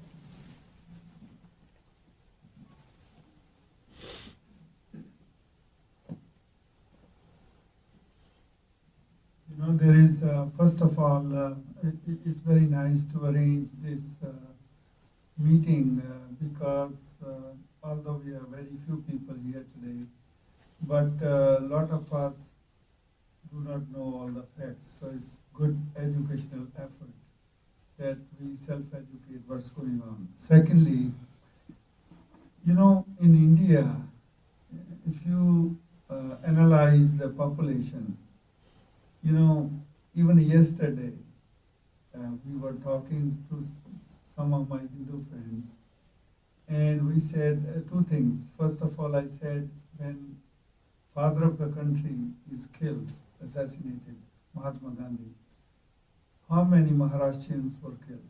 None. When Rajiv Gandhi was killed by a Tamilian, how many Tamilians were killed? None. When Indira Gandhi was killed, thousands and thousands of Sikhs were killed. So we have to realize, are we part of the country or are we not? If we are still sleeping, that's our fault. Secondly, when you analyze the population, Hindus are not 80%. We say 80%. The truth is, if you put all Christians together, Sikhs together, Muslims together, Dalits together, tribals together, and many others, it's probably more than 50%. And those 50% are splintered. They're not together. When it happens to Muslims, we keep quiet. When it happens to Sikhs, Muslims keep quiet. When it happens to Christians, all of us, we keep quiet. There has to be some way to coordinate in India all the minorities put together to fight. And maybe just like Russia, someday India should disintegrate into what happened to Russia. 20 countries came out of it without firing a bullet. How did it happen? Maybe we have to find a way. And what was said earlier about is India a state? The truth is, at Ranjit Singh's time, British, Russia were fighting for control of Afghanistan. They involved Sikh army also. And it's still going on. If England's Prime Minister and if KGB was involved in Golden Temple attack, what does it tell you? It tells you it's still going on. It's still going on, we are sleeping, we should wake up. And you know, we are not saying that we should destroy India. Good luck to India. But we have to protect our rights, we have to protect our territory. Even dogs protect their territory. We are human beings. We have done a lot for India. But we need to do something for ourselves, and we should do it in a decent way. We do not want to harm anybody. Hindus are not our enemies. Nobody else is our enemy. But we have to protect our rights. That's my.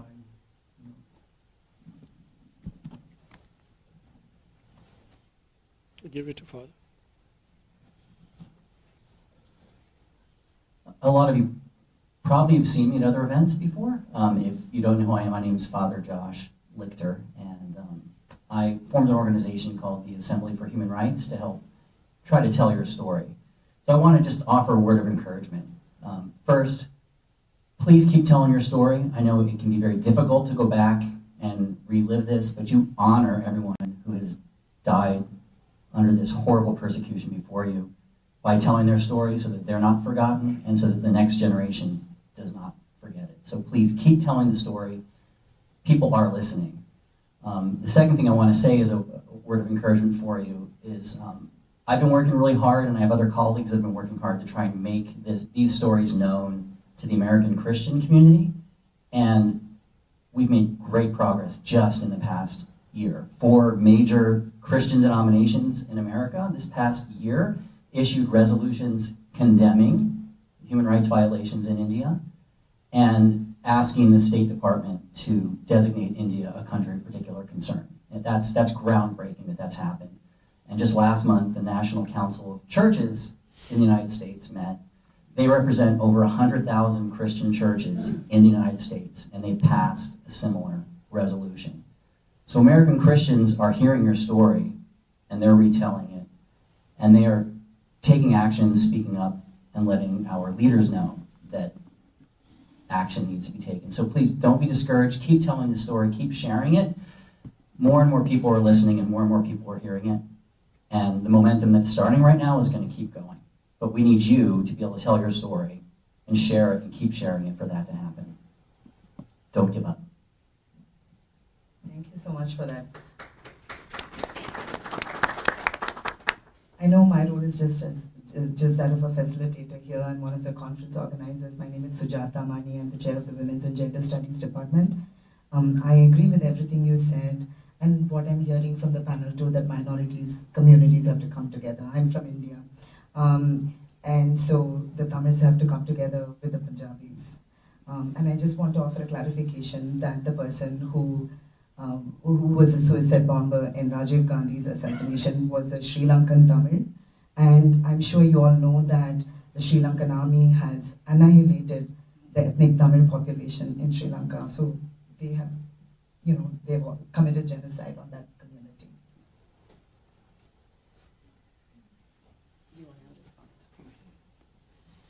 Thank you, Father. Thank you, Dr. Sandhu. The California State Assembly has recognized genocide happened. New Jersey did, Ontario, Canada did, Pennsylvania did, and then I'm not sure what the status. So there's more and more we talk, more and more people we reach, we can.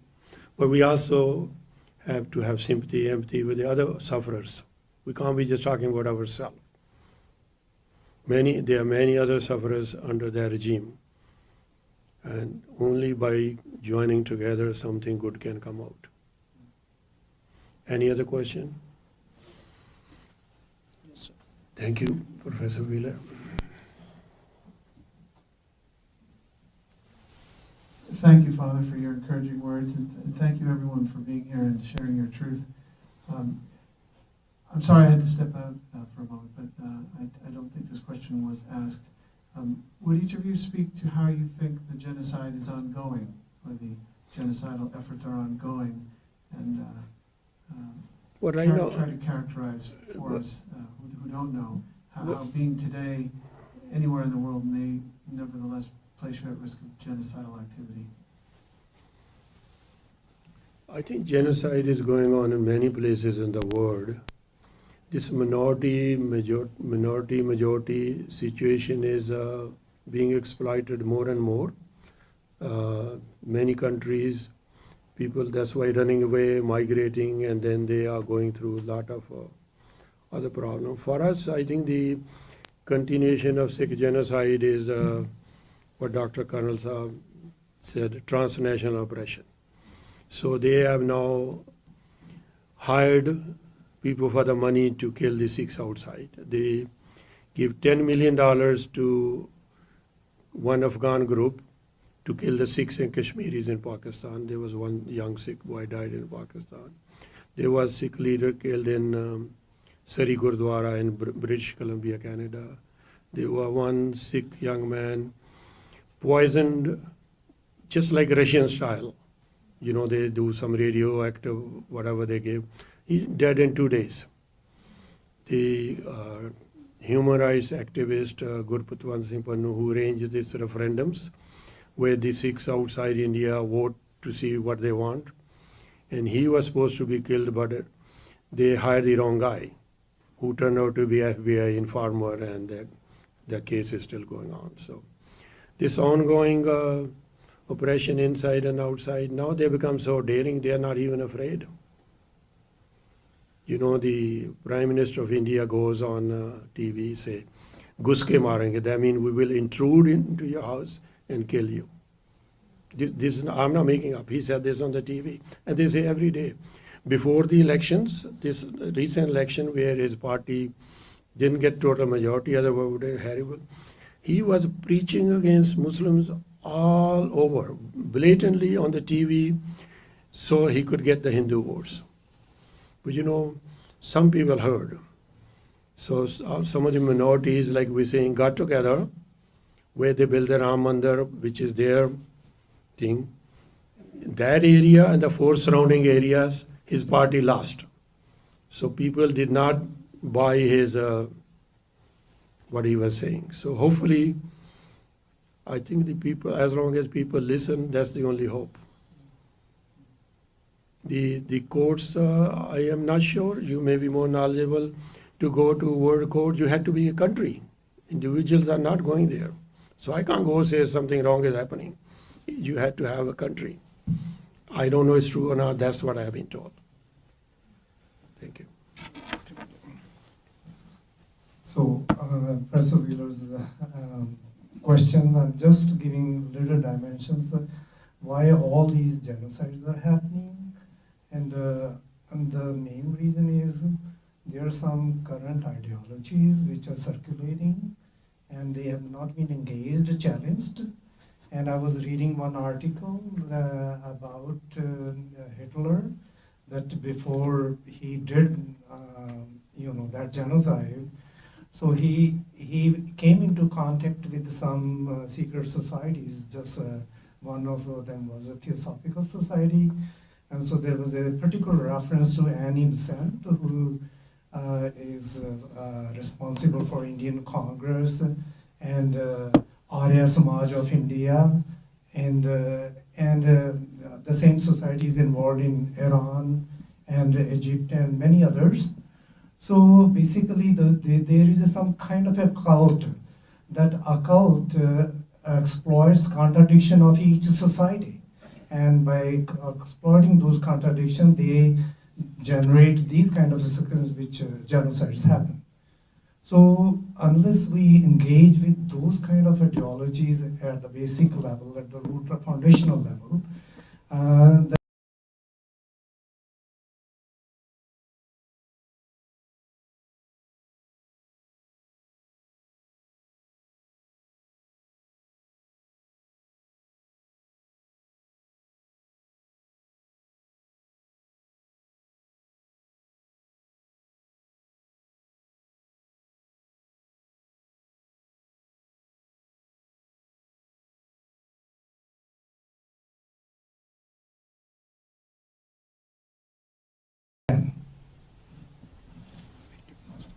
Thank you. So this program is being live on Satluj TV, and I'm sure it will be on their YouTube later on if anybody want to watch. If no other question, thank you very much. Hopefully you will participate. If there's a program going on Manipur downstairs, I hope most of you will stay and join, at least there's some who can. We have some booklets. They are mostly by human rights organization to see what happened in Delhi. If you have never read it, please take a copy, because we brought those copies for you. Hopefully you can share with people who didn't come with you, so they may have their doubts. Lunch information, press the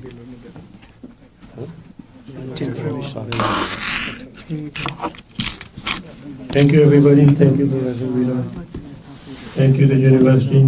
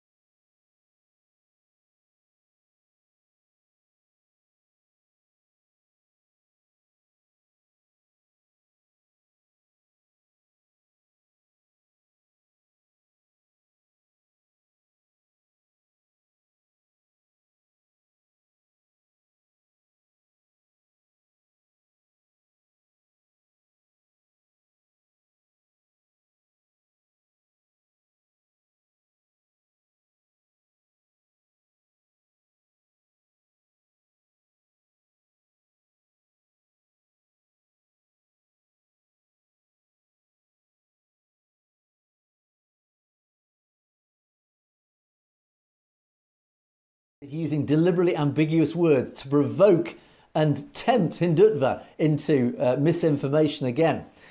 And he continues, supporters of Hindus Sabha Mandir who raise the slogans of Gar Main Gus Ke Marenge. Now, this is important. The Hindu mobs that we reported on in Brampton, who were storming with armed and storming down the streets of Brampton, they were shouting the slogan Gar Main Gus Ke Marenge. Now, this translates as we will enter